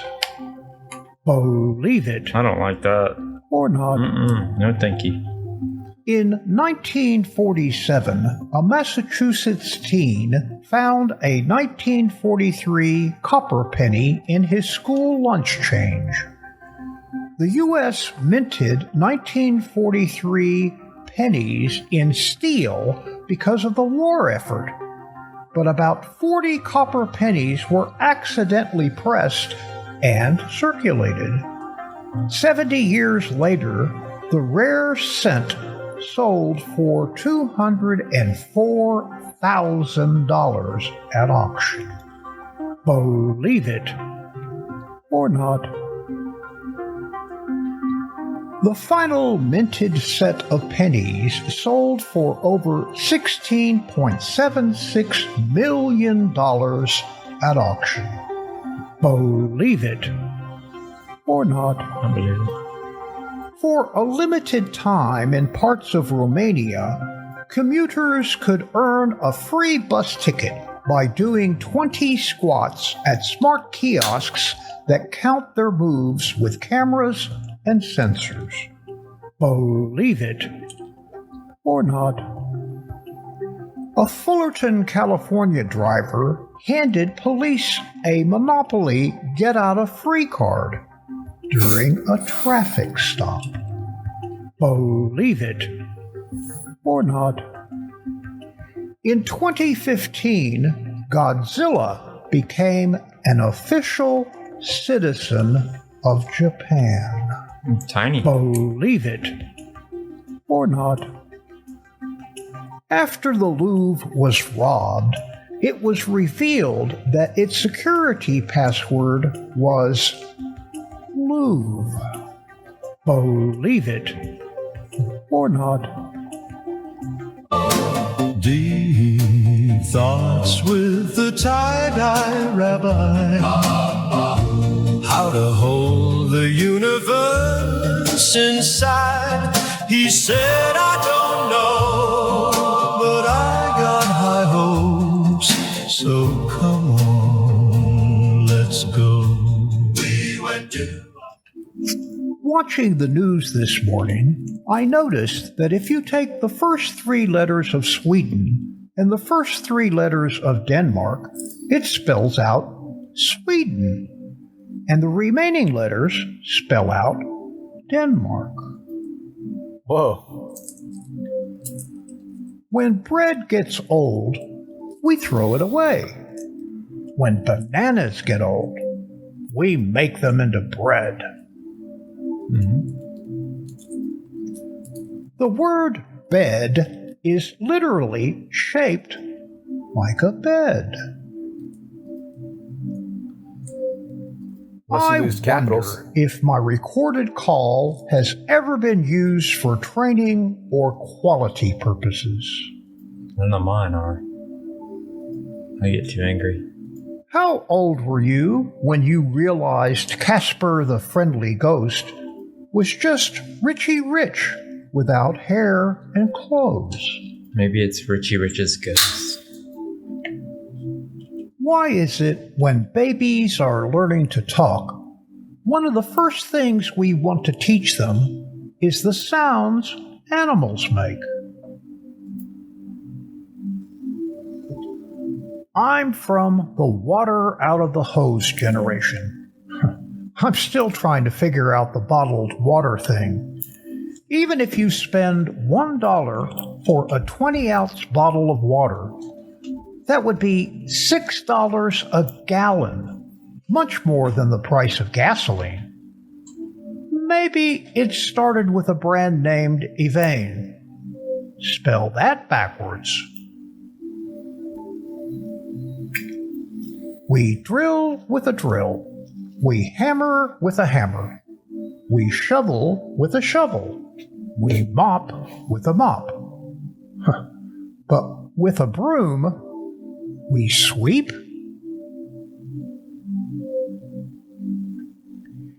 If a person is born deaf, what language do they think in? If you water water, it grows.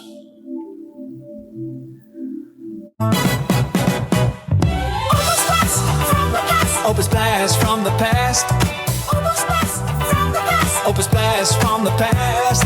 Opus blast from the past. Opus blast from the past. Opus blast from the past.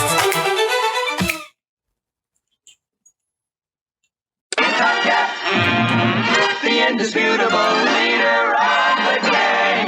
With the world's only boxing robots, the Rock'em Sock'em Robots by Marx. Spider-Man, Spider-Man, does whatever a spider can. Oh, the turn the lights. Oh, what a beautiful day for Frankenberry. HR Pumpkin Staff, who's your friend when things get rough? It's Bud Albert. Conjunction, junction, what's your function? He likes it. Hey, Mikey. Now the fun begins. 'Cause now it's time to play shenanigans. Time bomb! Time bomb! Time bomb! Time bomb. Get time bomb.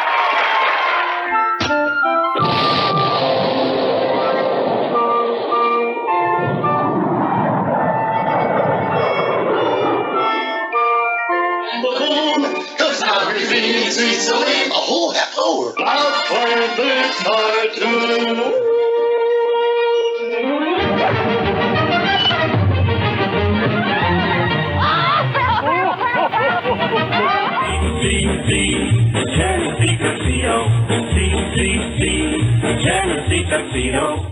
What can they do for fun? Go, go, go, first watch them go, go, go. Yippee-yi-yo, galloping all the way. There goes Quick Draw McGraw. Quick Draw McGraw. Yippee-yi-yo. I'm the ghost that's known as Casper. I want to be a friend to you. Johnny 7 fires bullets like a rifle. Fires like a Tommy gun. Now it's a cap-firing pistol. You've won with Johnny 7, the one-man army gun. Tracy to kids, it's here at last. The new Dick Tracy two-way wrist radio that keeps you in constant touch with your buddies. They're smoking it out in the middle of the ring. And there's a hard drive to the top. And Blue Farmer's block is knocked off. Fascination, Renfro's fascination. Fascination, the race to light the tower. Or be destroyed by a hidden bomb. Capture the enemy's flag and win the game. Play the game without the goof. It's Pie Face. Pie Face, the goofiest, funniest suspense game. Just reset the mystery handle, load the sponge with water, or ask Mom or Dad to put on topping or foam. The spinner tells you the turns to take, but watch out, it's Pie Face. Help! I need somebody help! Not just anybody.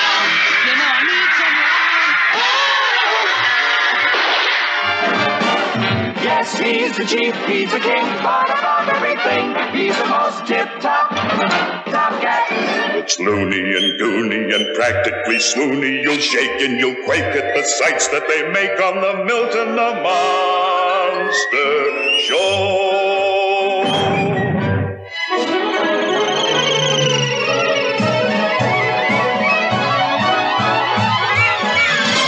See in the window, the killer gorilla, full of charm and appeal.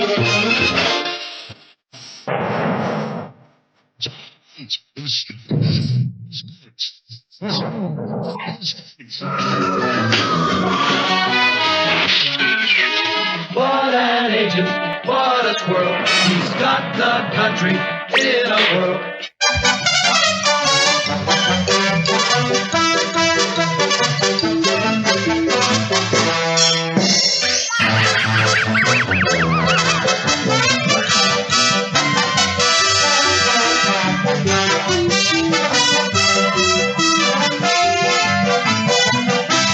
Take your hammer, then you aim it straight.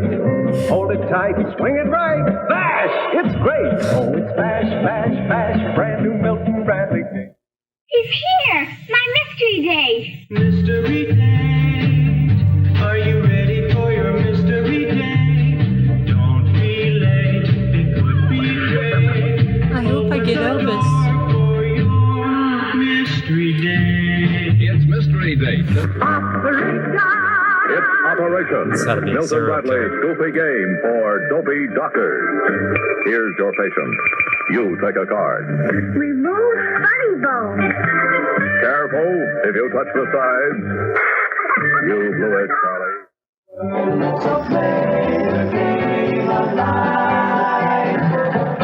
That's live.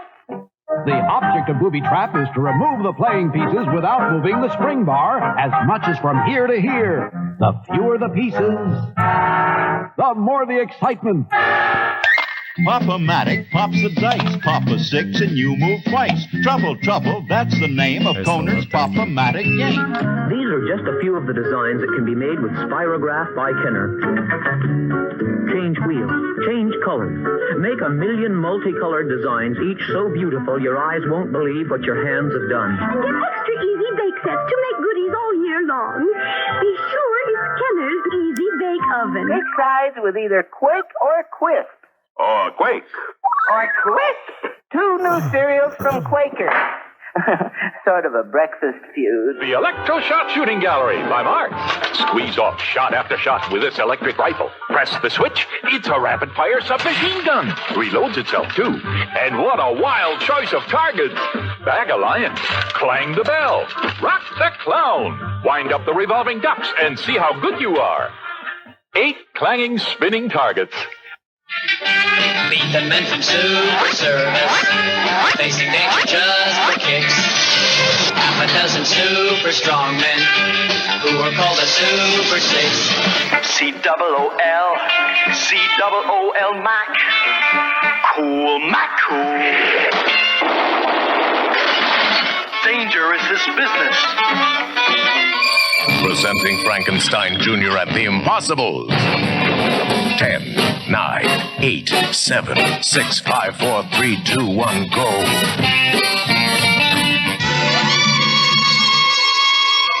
Space Ghost! He is saved by a giant caveman. And so begins the friendship and adventures of Dino Boy and Ugg the Caveman.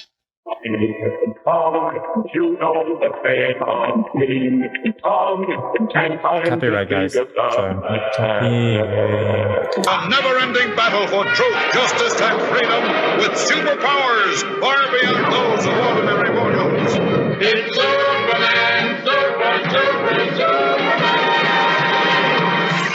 The Space Cadets, starring Scooter, Jenny, Countdown, Snoopy, and Popstar. Hey, give me a smack. A wonderful smack, okay. And 'cause you're me brother, I'll give you another. 2 or more can play this game, but watch those straws, they're not the same. Some are heavy, some are light. Try to pick the one that's right. The last straw.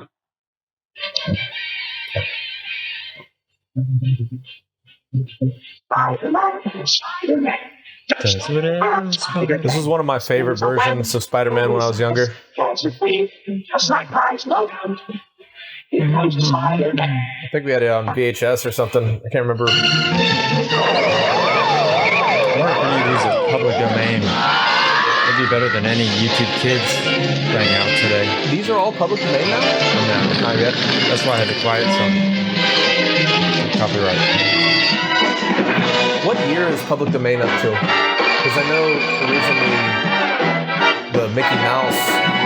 What year is that? Because that's like has to be 70 years. I think. 70? I wonder what's released recently. Howdy, boys and girls. This is your wagon master, Ward Bond. And have I got a surprise for you? Suppose now, just suppose that you could have anything in the whole wide world that you wanted. What would it be? Well, I think I know. My mom. A real live wagon-trained pony with a long, beautiful, silky mane and tail. And now, I thought this was going to turn into a Old Spice commercial. A pony for a like second. this can be yours, all for your own. For every Edsel dealer in America is giving away one of these Western ponies. Where would you put that? That's right. Over 1,000 of these ponies are being given away. One at every Edsel dealer. All you have to do to win your pony is just to name it. That's right. If yours is the winning name, you'll win a real, live, wagon-trained pony. Just imagine if you win, you can go for rides every day. And you'll be the envy of every other boy and girl in the neighborhood. So get your mother and dad to take you to the Edsel dealer in your town. So you can write your pony name on the official entry blanks that gives the easy contest rules when your mom and dad take a demonstration drive in the new 1958 Edsel. And you may be the lucky boy or girl in your neighborhood who wins a real, live, Western wagon-trained pony. It's Ford. Edsel Ford. That was his son.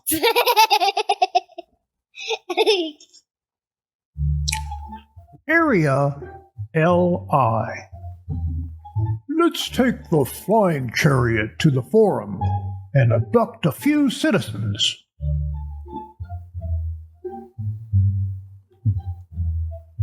Is that iced coffee?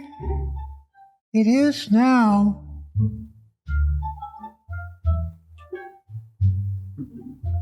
Hey guys, check this out. The heart doesn't look anything like the emoji.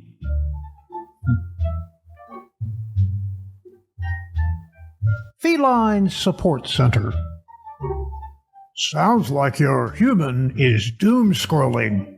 Jump in her lap and stick your butt in her face. Move, Frankie, move! That's true.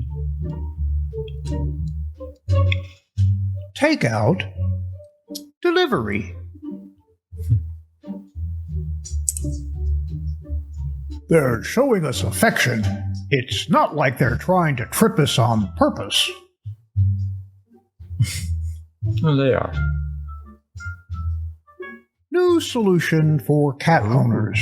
I like Keyboard projection technology. Oh, but you should invent that. Patent it right now.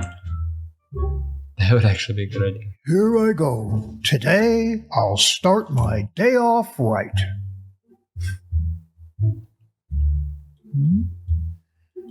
It's been 6 weeks since graduation. How about changing out of your cap and gown and into your McDonald's uniform?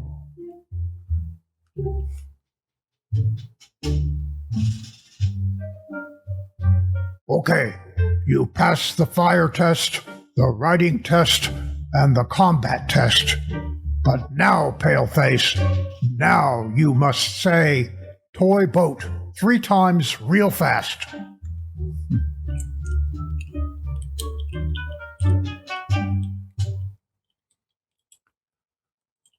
I've been reading the news all morning, and now I'm stuck in puffy mode. I hate that when that happens. That's what they want. And what would you like to refuse to eat today?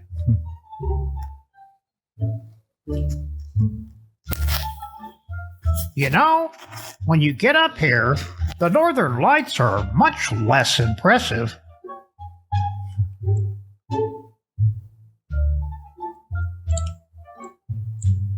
Dr. S. Maxwell, psychologist. If you'll just relax and trust me on this, Miss Snyder, in 45 minutes your fear of thunderstorms will be completely gone.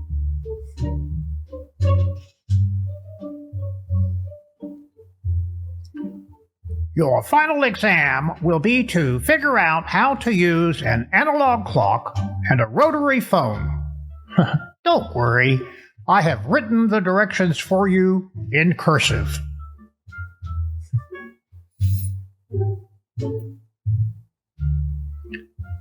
What is that guy so danged happy about anyway? Good question. Awkward moments in the ant world. Hey, Doug, good to see you again. Uh-oh. What's this guy's name? Hank. That's me. Yeah. I only got a list of 20 Haven't names. found a soulmate yet?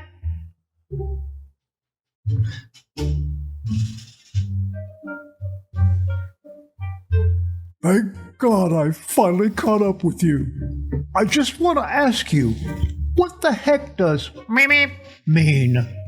I mean, meep isn't a word, is it?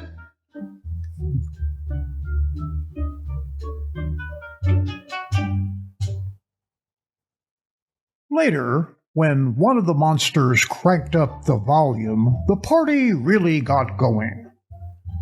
The best of little kids screaming.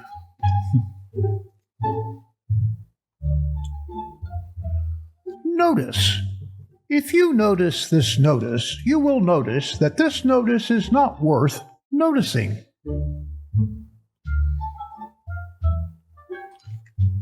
If your dog poops, pick it up, please. Und das ist alles. Auf Wiedersehen. Markosetski. Let's ride! Der hat 3 Ecken. Coming out to und hat er nicht 3 Ecken, dann ist es nicht mein Hut. Mein Hut, der hat 3 Ecken. 3 Ecken hat mein Hut. Und hat er nicht 3 Ecken, dann ist es nicht mein Hut. Opa's Corner is now available on my own YouTube channel. Like, share, and subscribe. Thank you, Opa, for another great Opus Corner. And now a quick word from our good friends at The Personal Outlet. Alright guys, real quick, I want to tell you about today's sponsor, The Personal Outlet. They're a family-run company based out of Lafayette, Louisiana. It was founded in 2021 by an ICU nurse who wanted to spend more time with her family and more meaning than a corporate job. What they do is simple. They make fully custom gifts and home decor.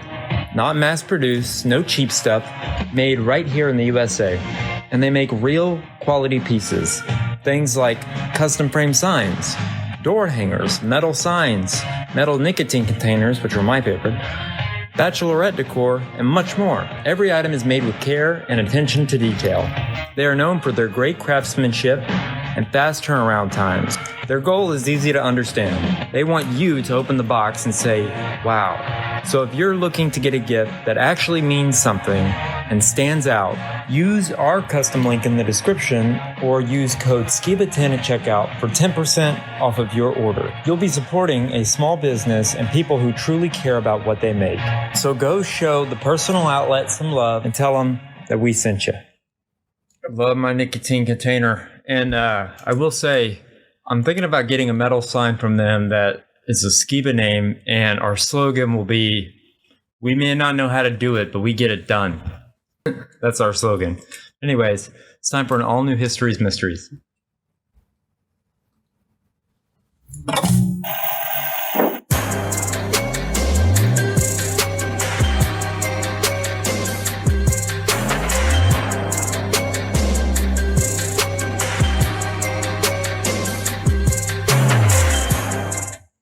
So today for History's Mysteries, we're going to be talking about someone who I call the Canadian vampire, okay?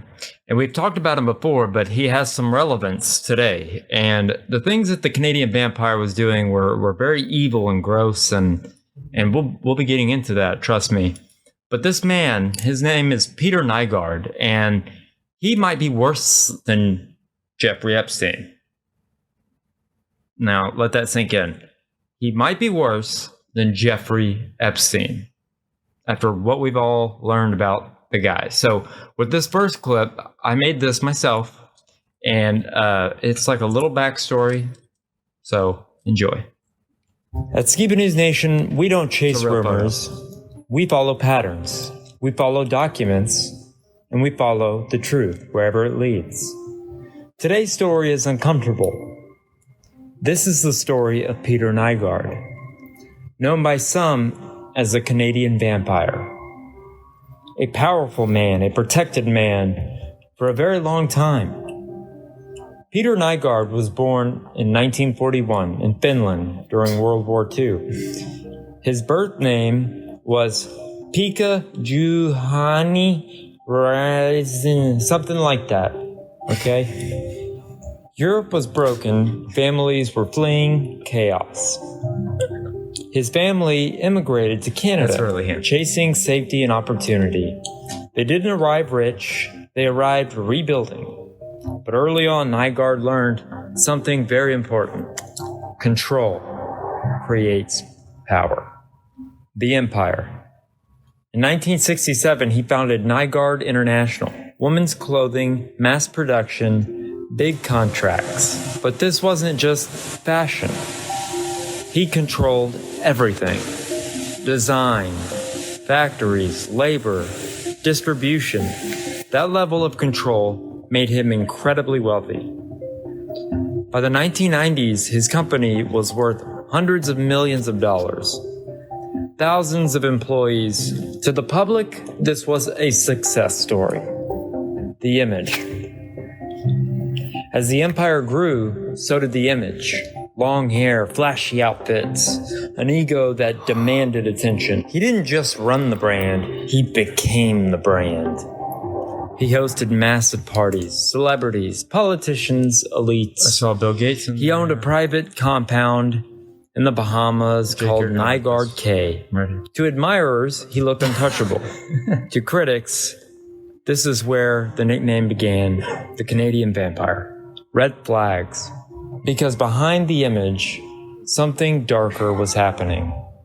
Former employees would later say the environment was toxic. Fear was normal. Silence was enforced. Non-disclosure agreements were routine. For years, there were whispers. Young women abuse, manipulation. Power doesn't just dominate business, it feeds.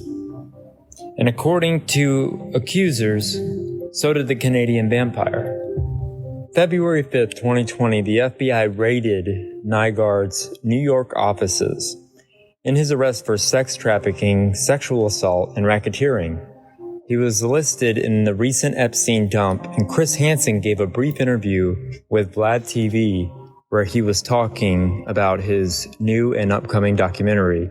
Your newest show is an investigation on Peter Nygård. Correct. And I've been hearing about this guy for years, way before he got arrested recently. And I had heard that girls and everything else like that. But ultimately, there were some really interesting stories about abortions. Can you explain that? He was obsessed, Peter Nygård was, with stem cell research and anything that he could get his hands on to preserve his health and youth and to create longevity. And according to many people involved in the investigation, he actually would impregnate underage girls, have them get abortions, and then harvest the stem cells of the fetuses to inject in himself under the belief that it would be more beneficial than random stem cells from another source. And then he would go to China and other countries to learn how to do this and have it done. And the underage aspect of this was, a big part of the investigation too. But that's part of it. That's how far he would allegedly go to extend his life and his lifestyle. So he felt that injecting stem cells from aborted fetuses from women that he impregnated himself would somehow keep him alive longer. Correct. And he kept doing that over and over. He did a lot of things. I mean, this is a guy who's being investigated for sexual assault going back 5 decades, involving potentially thousands of women in Canada, in California, in the Bahamas, where he had a comp where he would routinely, according to witnesses, take underage girls, drug them, get get them drunk, seduce them, and rape them in a most vile and vicious fashion.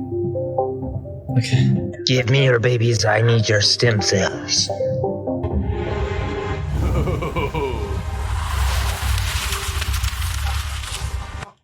Now, if that doesn't say Canadian Vampire, I spent a lot of time on that video, and yeah, I hope you guys enjoyed it. But there is one person in this room where I'm sitting that has met that evil man, but he didn't portray himself as evil, or he kind of did, and that person is Opa. Opa, will you tell me a little bit about the Nygård story and how you came acquainted with him? I wouldn't say you were a friend at all. You only met him briefly, kind of.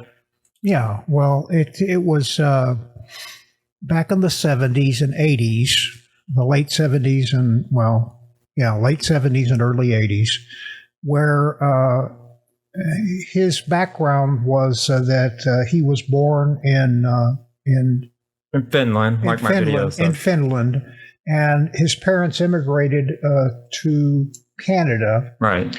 And he went to school, actually, in the University of North Dakota to get a degree in business. And he ended up working for a big department store in Canada. And there he saved some money. I think he saved up about $8,000. And he ended up buying a little sportswear factory, sewing factory, basically, and started building that up, and he created a brand called Tangier. And later he renamed it Nygård.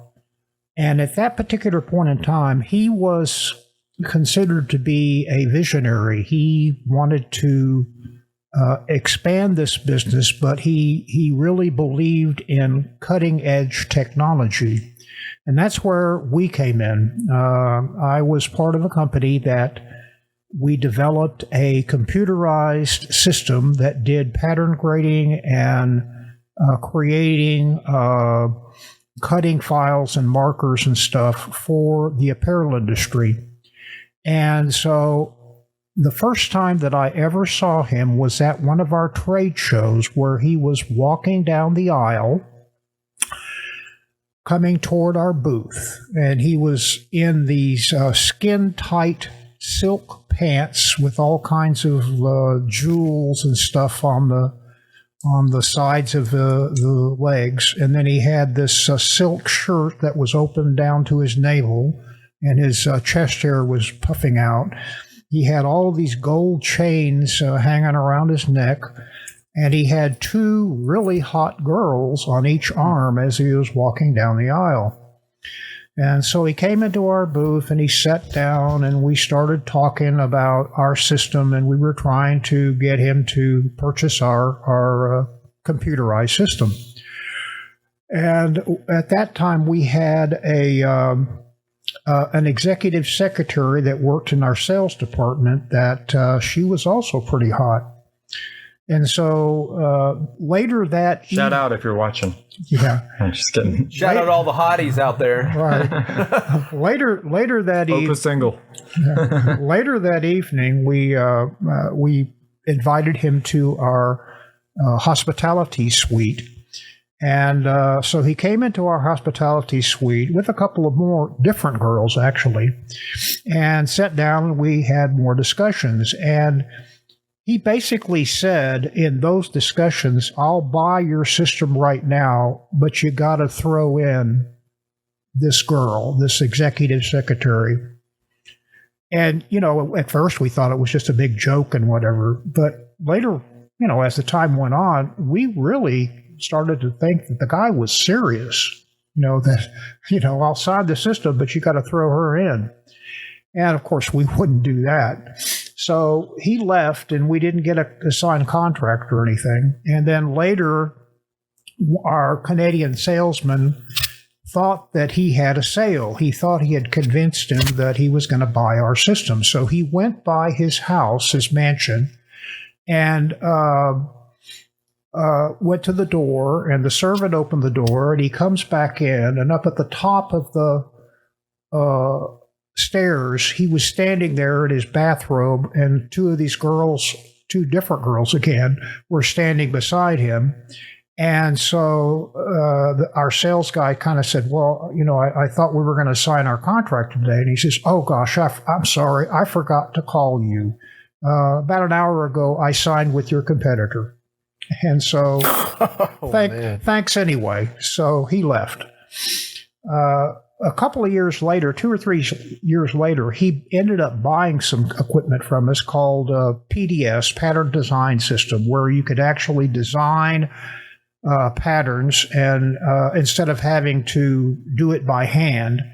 And he also bought a system that allowed us to visualize what the pattern, what the garment would look like in different colors and shapes and sizes and stuff like that. And that's when I went up to Winnipeg several times to work at his factory, and I met him several times, and I've actually went into his office and talked to him about our system and the progress we were making and stuff like that. And he seemed like a very, very intelligent, bright person, other than his kind of eccentric thing with the girls. Now, these were not, underage girls. These were like model type girls. And of course, being Nygård was a women's fashion. Matter of fact, it was the largest Canadian women's fashion company. And he kept growing these companies, growing the company by adding more and more technology. He brought in manufacturing cutters and stuff like that. And so he's like a pioneer. Like a pioneer. And I never saw anything about what happened in later years with his obsession with stem cells and God knows what. Yeah. So you got to know the visionary man, not the evil man that he became. Correct. Or he was doing it behind closed doors and keeping it to himself. So thank you, Opa, for sharing your story. I want to, before we get into the reason why it's important and why it's relevant today, is I wanted to play you guys what Alex Jones exposed somewhat recently about Peter Nygård, and it made me want to do this whole segment and revisit it. So let's go ahead and play that clip. You can get paid a lot more than that. So how much do you want for it? Let's bid. I bid $500 for I'll bid him anyway. Whatever I bid, he's going to outbid me. I bought about $60,000 of the eggs. Yeah. If you have abortion, that's very valuable. Umbilical cord, and placenta, even your period blood is so rich with stem cells. Mm-hmm. We regard it as waste, and it actually should be. It should be captured as recycled. Mm-hmm. And, Jake, would you drink period blood? It's life for somebody. Would you drink period blood? That would definitely never happen. The best eggs are 60. Apparently, it's good for you. Don't make you youthful. 16-year-olds. Gross. Yeah, that's what I was thinking.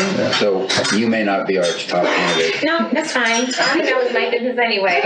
And notice he slaps him around like a pimp. By the way, you women are like 30. I want 16-year-olds. I mean, folks. And then he did it with a huge medical facility. So understand, we ain't in 2026. We're like at 2050 and vampires run it. These are literal vampires. And the young girl that is on record that he actually took his own child. He had a child with a 14-year-old. And he was taking the stem cells from that baby. I think they brought it to term maybe 8 months, I believe. Yeah. And then started taking the cells right from the baby and injecting it into himself. He personally did it. Well, that's why they kept it alive, they told. So he's milking the baby. Yes. I want to go to Peter Nygård, who was convicted. And I'm not going to, there's hours of him on TV shows so arrogant about it on his jumbo jet with obviously underage girls dancing, all of it. World leaders coming in, his clients, medical facilities in the U.S., in Canada, in his own personal island, much bigger than Epstein's, huge medical facilities. And it's true. Anybody that took biology, even in high school, what is a white person? Well, white, blue eyes, white skin, that's recessive. Dark hair, black skin is dominant. That's the original gene coding. And it's strange enough, it's the same in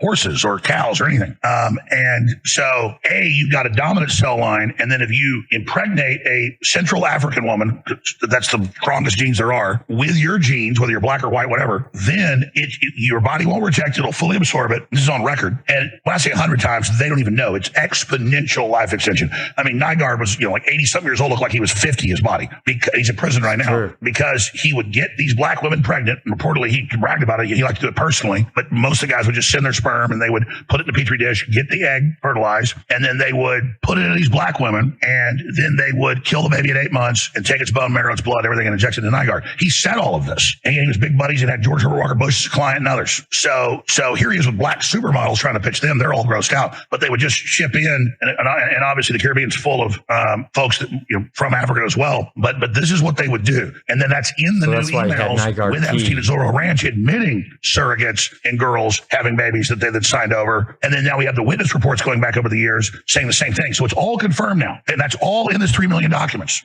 Okay, so remember, all you hear about is Trump's guilty, he's involved, blah blah, with no evidence. If he is, we'll go after him. My frustration is that Trump's not going after them for this. That's where he's guilty. No one wants to talk about that. So go ahead, Thomas. It's like if I'm going to the grocery store, right? You have the heirloom eggs, and they're blue and yellow, and exactly, they have the most nutrients as opposed to another egg. That's right. Black people, you're the heirloom egg. Yes, exactly. They have the heirloom egg. You're going to get the most nutrients, and from their point of view, what they're looking for, that's what they want. Which is strange because even in these Epstein emails, he seems to really want to stay away from blacks when it comes to sexually. But I'm sure he knew the same information that Nygård did, and was tapped into splicing and doing stuff with their genetics. But apparently he didn't sexually fantasize blacks. Yeah, people that don't know biology, this is a fact how this works. Okay, and it's not like X-Men. It's not bad to be a mutant. You'll see like the black nationalists and the black Israelites. They'll go, "You're mutants. You're a cave." Well, it's true. Like people went up to the frozen north, and it was super dangerous. And if you didn't have long-term pre-planning and all sorts of organizational skills, you would die. In sub-Saharan areas and equatorial areas, it's all about how fast you are, how strong you are. It's all about, because there's plenty of food. You go into half the year, it's 20 below zero. That's why there's associated higher IQs and all that stuff. If you go north, whether it's Asians or whatever, it's just because it was selectively so dangerous. But it did cause mutations off of the original hard coding. A lot of Ashkenazi Jews actually have a broken gene that causes a lot of like cancers and things like that, to where their organs can basically attack themselves. And this is a known thing. So Epstein being Ashkenazi, I'm wondering if he had some serious health concerns himself, which made him, really seek after all this stuff to modify. Well, that's right, because beyond what Northern Europeans and Japanese Northern Asians have issues, you have Ashkenazis heavily inbred. So then you add to that complement where he had an egg-shaped deformed penis and things like that. It causes like paranoia and psychopath. You can also get super high IQs, but a lot of mental illness and paranoia. Here's Peter Nygård in prison for this now, and you go into all the details of it. Getting black women to have babies with them. It's your kid, so you don't reject the cells, so you can suck the kid dry and kill it. This is vampires that drain their own children and grossed out like anybody would. They're at a table. He even looks like Count Dracula from the remake of the 90s, and he's literally like an abortion. He's an abortion. He's literally like and this is go back to it. Very valuable. Umbilical cord, He's 80 years old right now. Even your period blood is so rich with stem cells. He's literally getting excited and then we have all the videos of him being injected with the blood of his dead kids. I mean, it's in the show. They put this on TV. And he's saying that the period blood is rich in stem cells. So do you think he was just drinking it, or was there some type of process he would use the period? Well, that's what the zygote, once the egg is dividing with the sperm, goes down and roots in and does it. It is. But he says abortion, umbilical cord, and he goes period blood. It's like when in the remake of Dracula, he like, oh, you cut yourself. Oh, the blood. It's literally a real vampire. Here they're talking about stem cells, but they're going into the cloning because at face value it's about stem cells, and you go into it, then they start talking about human cloning. And they're trying to clone monkeys, and they're using stem cells, but they're finding they have to use the fetal cells. They need the actual fetus. They can't just do it from a regular stem cell. So, I mean, they were cloning. They were getting it done. I don't know how long this has been going on for. I mean, some might say the 80s or 90s, but... Well, I mean, the Nazis, it's declassified cloned rabbits in 43. Right. And I mean, as far as human beings, if you can identify them as non-human, then there's a certain gray area. Well, that's how they do it. They say the studies, the bioethicists, the Pentagon funds, MIT and others say that if it's 1%, plus they don't want a cow, because a cow's really the artificial one they use. They have doors on the side of them. You grow a humanoid humanoid that's part bovine, so you can argue it isn't. It doesn't exist. It's a chimera. Exactly. So mix them with monkeys, pigs. Here, pigs is a big one because they're pigs have a less rejection than anything. Very similar to humans. That's why they use pigs for ballistic testing and all that. There's less rejection. Yeah. I mean, they usually use rats because they're cheaper, but there's nothing that affects pigs in any test of any drug as closest to us. I mean, just look at this, though. Look at this guy. And it was actually Chris Hansen with Peter Nygård's son that actually took him down. That's right. It's called Unseemly. And you guys should watch it. It's on Discovery. Guys, get Nygård's son. Speaking of Chris Hansen, there's a documentary on Paramount out right now where they're defending all the pedophiles that are in To Catch a Predator, blaming NBC or whoever ran the program because there was a DA that killed himself when they went to raid his house. It was a DA that was trying to meet with a young boy. They found child porn all over his house. Well, they said because he killed himself, they wanted to end that show, and Chris Hansen's terrible, and we should have sympathy for these pedophiles. That just came out like a month ago. That guy was 80 years old. He had a six-pack. Whoa, better than mine. And just from doing these evil things to these victims. And when Opa said that his colleague went over to the house and saw him in his robe and two women, I mean, he was a pervert and he was a literal vampire, and he was doing things behind the scenes that we may not even know of. This is just what he was telling people. And so I bring all this up to bring up the most recent things that have come out about him, and that's he has been referenced in the Epstein dump, and I wanted to play that for you guys now. You gotta really decide in your head what is it you want to do in a systematic way to drive yourself towards it. And then you have to say, okay, if I'm going to do this is what I have to do to get there. Peter Nygård is mentioned in the latest release of documents connected to the Jeffrey Epstein files. The newly disclosed material from the U.S. Department of Justice includes references that link him to aspects of the broader web of investigations around Epstein. Here's what's been reported. The Epstein files include a letter from April 2020 in which FBI and U.S. prosecutors sought to interview former Prince Andrew about his connections not only to Epstein, but also to Peter Nygård, another wealthy individual investigated for alleged sex trafficking and sexual assault. Those references emerged in the context of the Epstein document release, which has been publicized in news reports as part of the latest tranche of materials tied to the broader investigations. Nygård, a Finnish-Canadian fashion executive and convicted sex offender, was not accused of involvement in Epstein's crimes themselves in those filings. Not yet. But the documents show U.S. authorities were looking at his activities in parallel with aspects of the Epstein investigation, such as visits by associates like Prince Andrew to Nygård's Bahamas estate. So in short, yes, Nygård's name appears in the context of the Epstein document dumps, not as a co-defendant in Epstein's crimes, but as part of related investigative material that was released publicly. I want to suck your blood. That's what he was saying in that picture. I want to suck your blood. You can leave that in there, by the way, Jake. What did you think about Peter Nygård? Yeah, when you were first saying he was more evil than Jeffrey Epstein himself, I was like, how can you be more evil than a baby eater? And I guess it's by eating your own babies.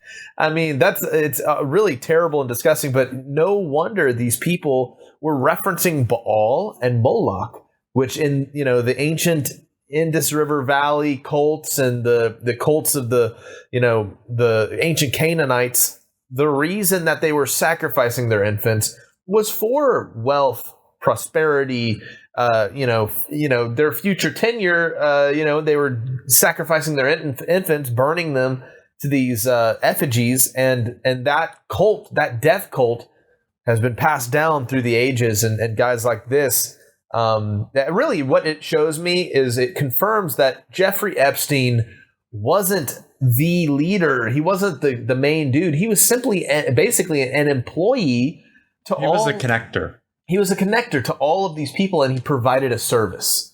So guys like Nygård are likely the guys that were taking him up on his services. Well, yeah, there were photos of Bill Gates with him and all that. I mean, same people that were on the Epstein list that seemed to be going to, Epstein's house and all this stuff.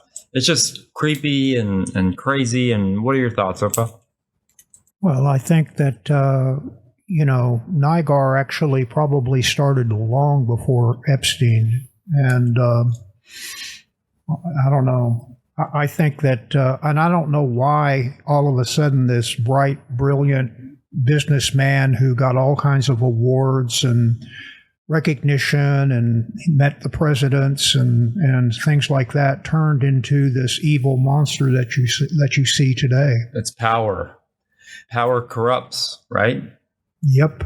Hey, perhaps this is the guy that Epstein himself got the playbook from. Maybe he saw what Nygård was doing in terms of, these infants. What if he was using that acid to melt Nygård's children? I think he had his. I don't know. I think he had his island before Epstein. His island there in the Bahamas, because he had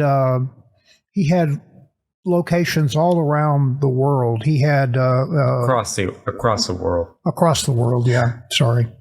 He he had places, his New York offices, his Winnipeg offices, his Bahamas offices. He had one in Miami. He had one in L.A. He had one somewhere in Asia. But he once he built up his big empire, he bought this island and built up this island, and this was before Epstein. Yep. Well, with all that evil stuff and everything else, I always think it's important to laugh, and we've covered some really, really dark things, and I think it's time to end with a little bit of humor, with an all new volume. Please excuse my sense of humor. And like I always say, if you love any of these jokes and you just tell me your favorite one down in the comment section, I'll pin the best one. And if you're offended by any of these videos, jokes, whatever, I'm sorry that you are offended. So go ahead and roll it. Warning. Some people might find some of these jokes offensive. If you are one of those people, I'm sorry that you cannot take a joke. Viewer discretion is advised.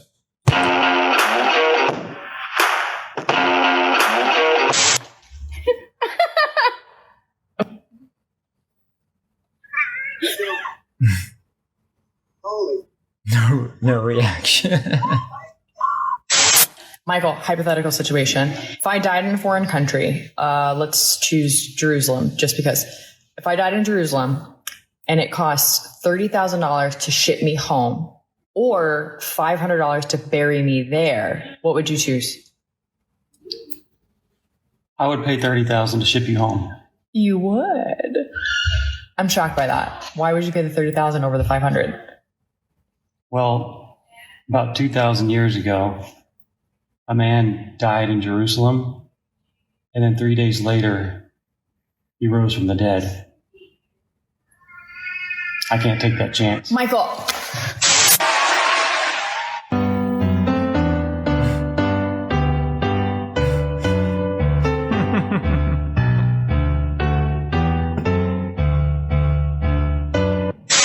My fellow Americans, pee-pee poo-poo.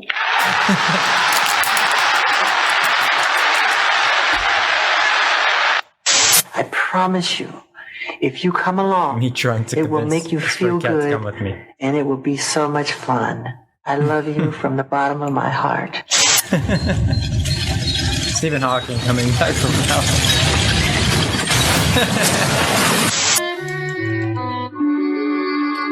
Goodness, Opie, why aren't you dressed for school yet? I ain't going to school today, Aunt B. I'm meeting some of the fellows to protest ICE down by the Learning Center.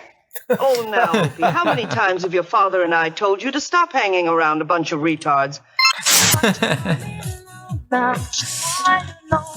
I don't know. Who knows?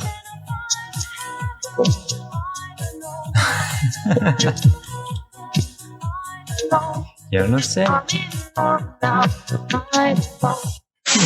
Follow my fingers with your eyes. Good. You're retarded. That's impossible. It's impossible. If you're retarded. I'm not retarded. There are some physiological indicators. For example, if your hand is bigger than your face, you're retarded. You're retarded.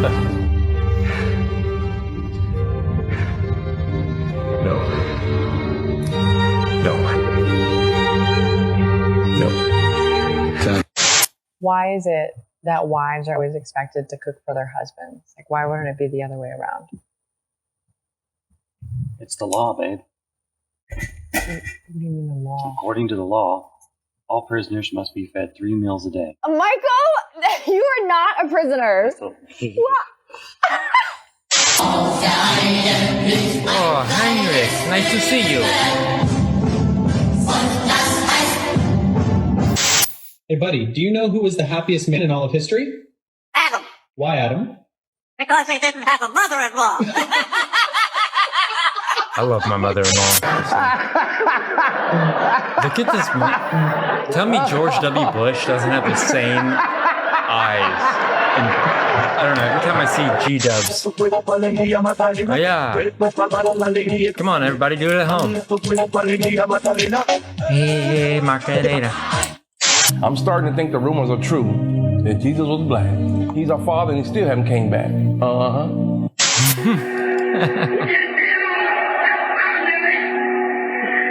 I'm gonna try this with Charlie.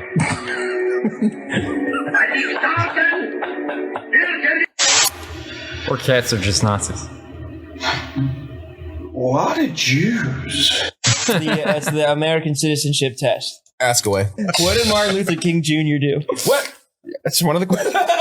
Just says, what you say? So you don't say his name. You're like, Jesus Christ, dude. You know what he did. What'd he do? He fought for civil rights. Actually, it says here, made a big fuss about nothing.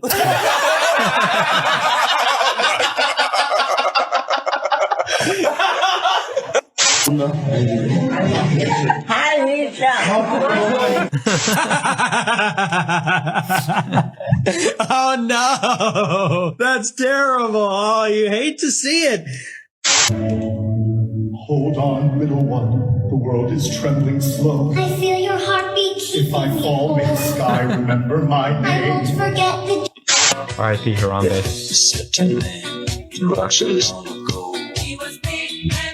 Now, I will be surprised if this man is in the recent Epstein files. I had to update it a little bit. I mean, he did escape to Argentina. And, you know, it's possible.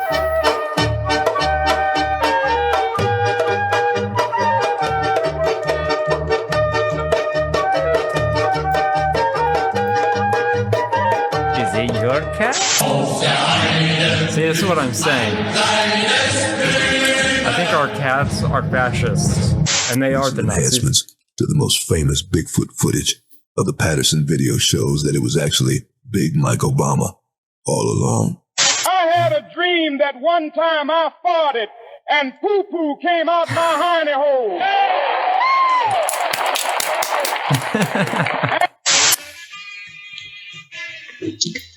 No.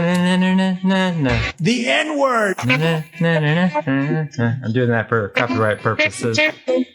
Earlier this week, actor Marlon Brando met with Jewish leaders to apologize for comments he made on Larry King Live. Among them, that, quote, Hollywood is run by Jews. The Jewish leaders accepted the actor's apology and announced that Brando is now free to work again.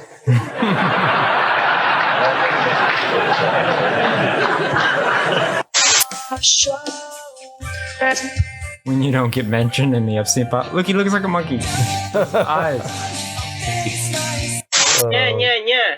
Not working. So it doesn't work in Japanese. Mitzi. In Hebrew? Starden, burden, harden, back.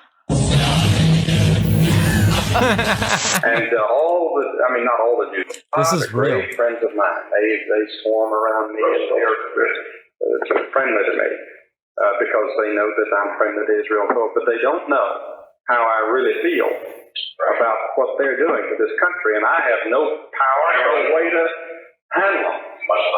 But I would stand up if under proper circumstances. Why did you say I look like that pigeon lady from the movie Home Alone 2?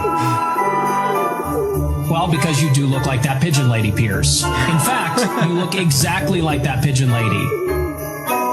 I wish I had a time machine to see that action. Yeah, no, to take back my question.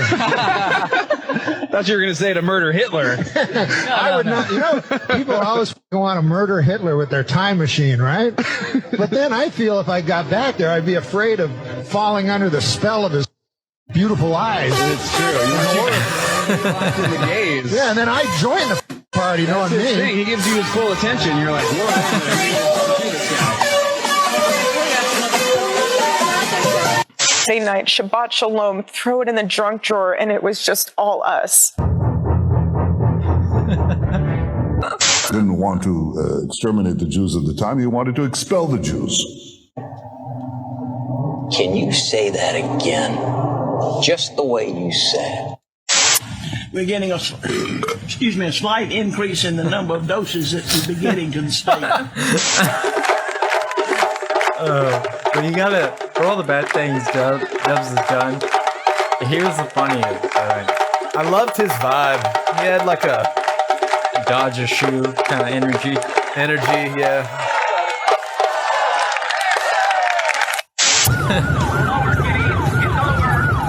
Honor my mom.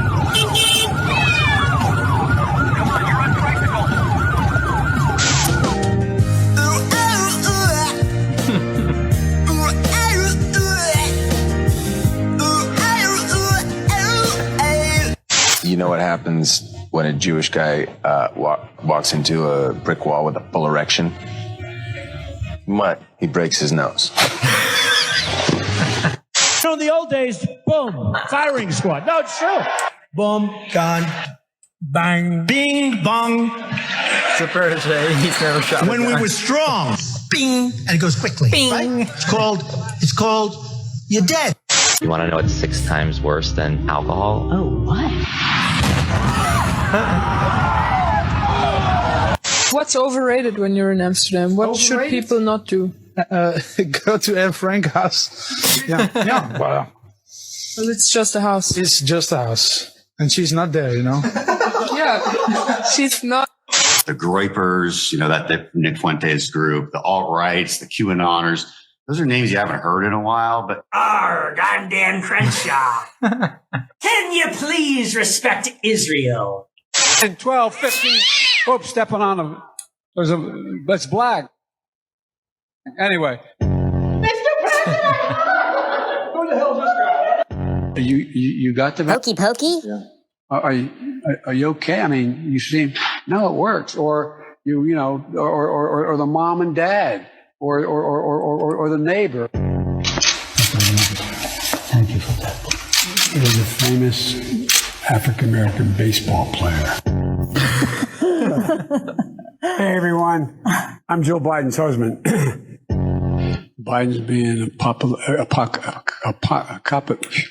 Biden's being an extremist. President, can you tell us, sir, Donald Trump refers to himself as a political prisoner and blames you directly. What's your response to that, sir? How would you say your mental focus is? Oh, it's focused. I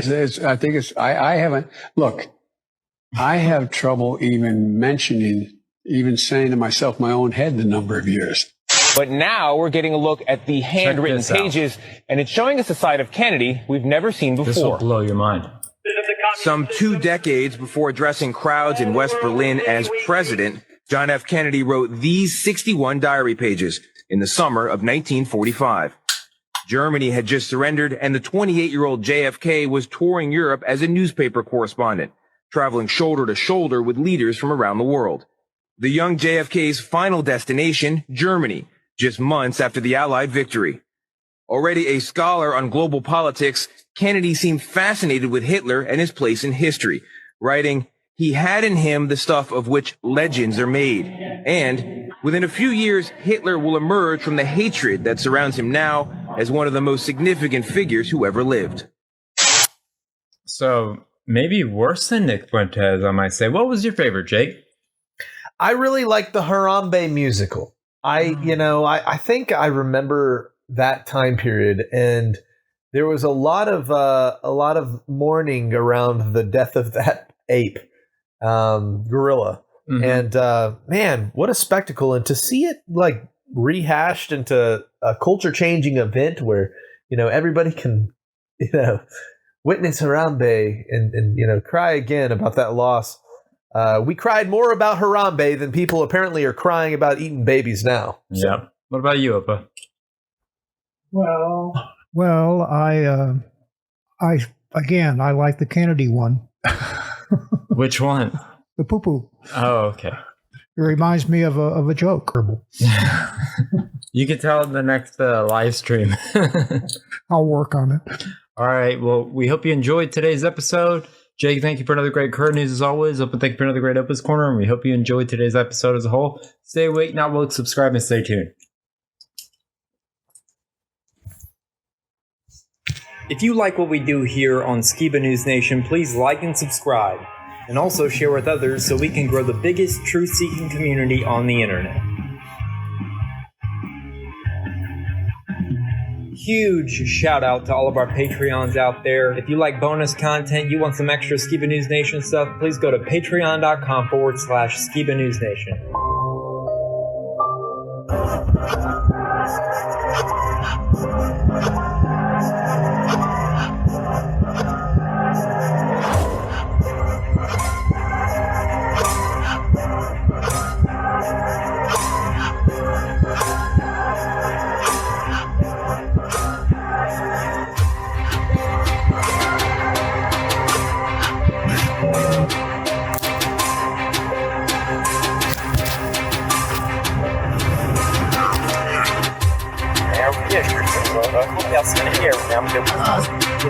Son of the legendary Ross Jeremiah Skiba.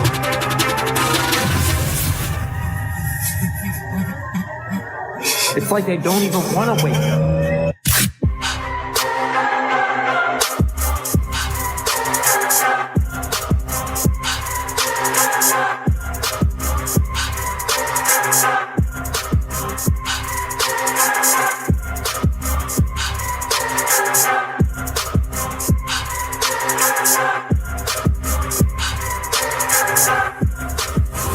He's on a quest for truth.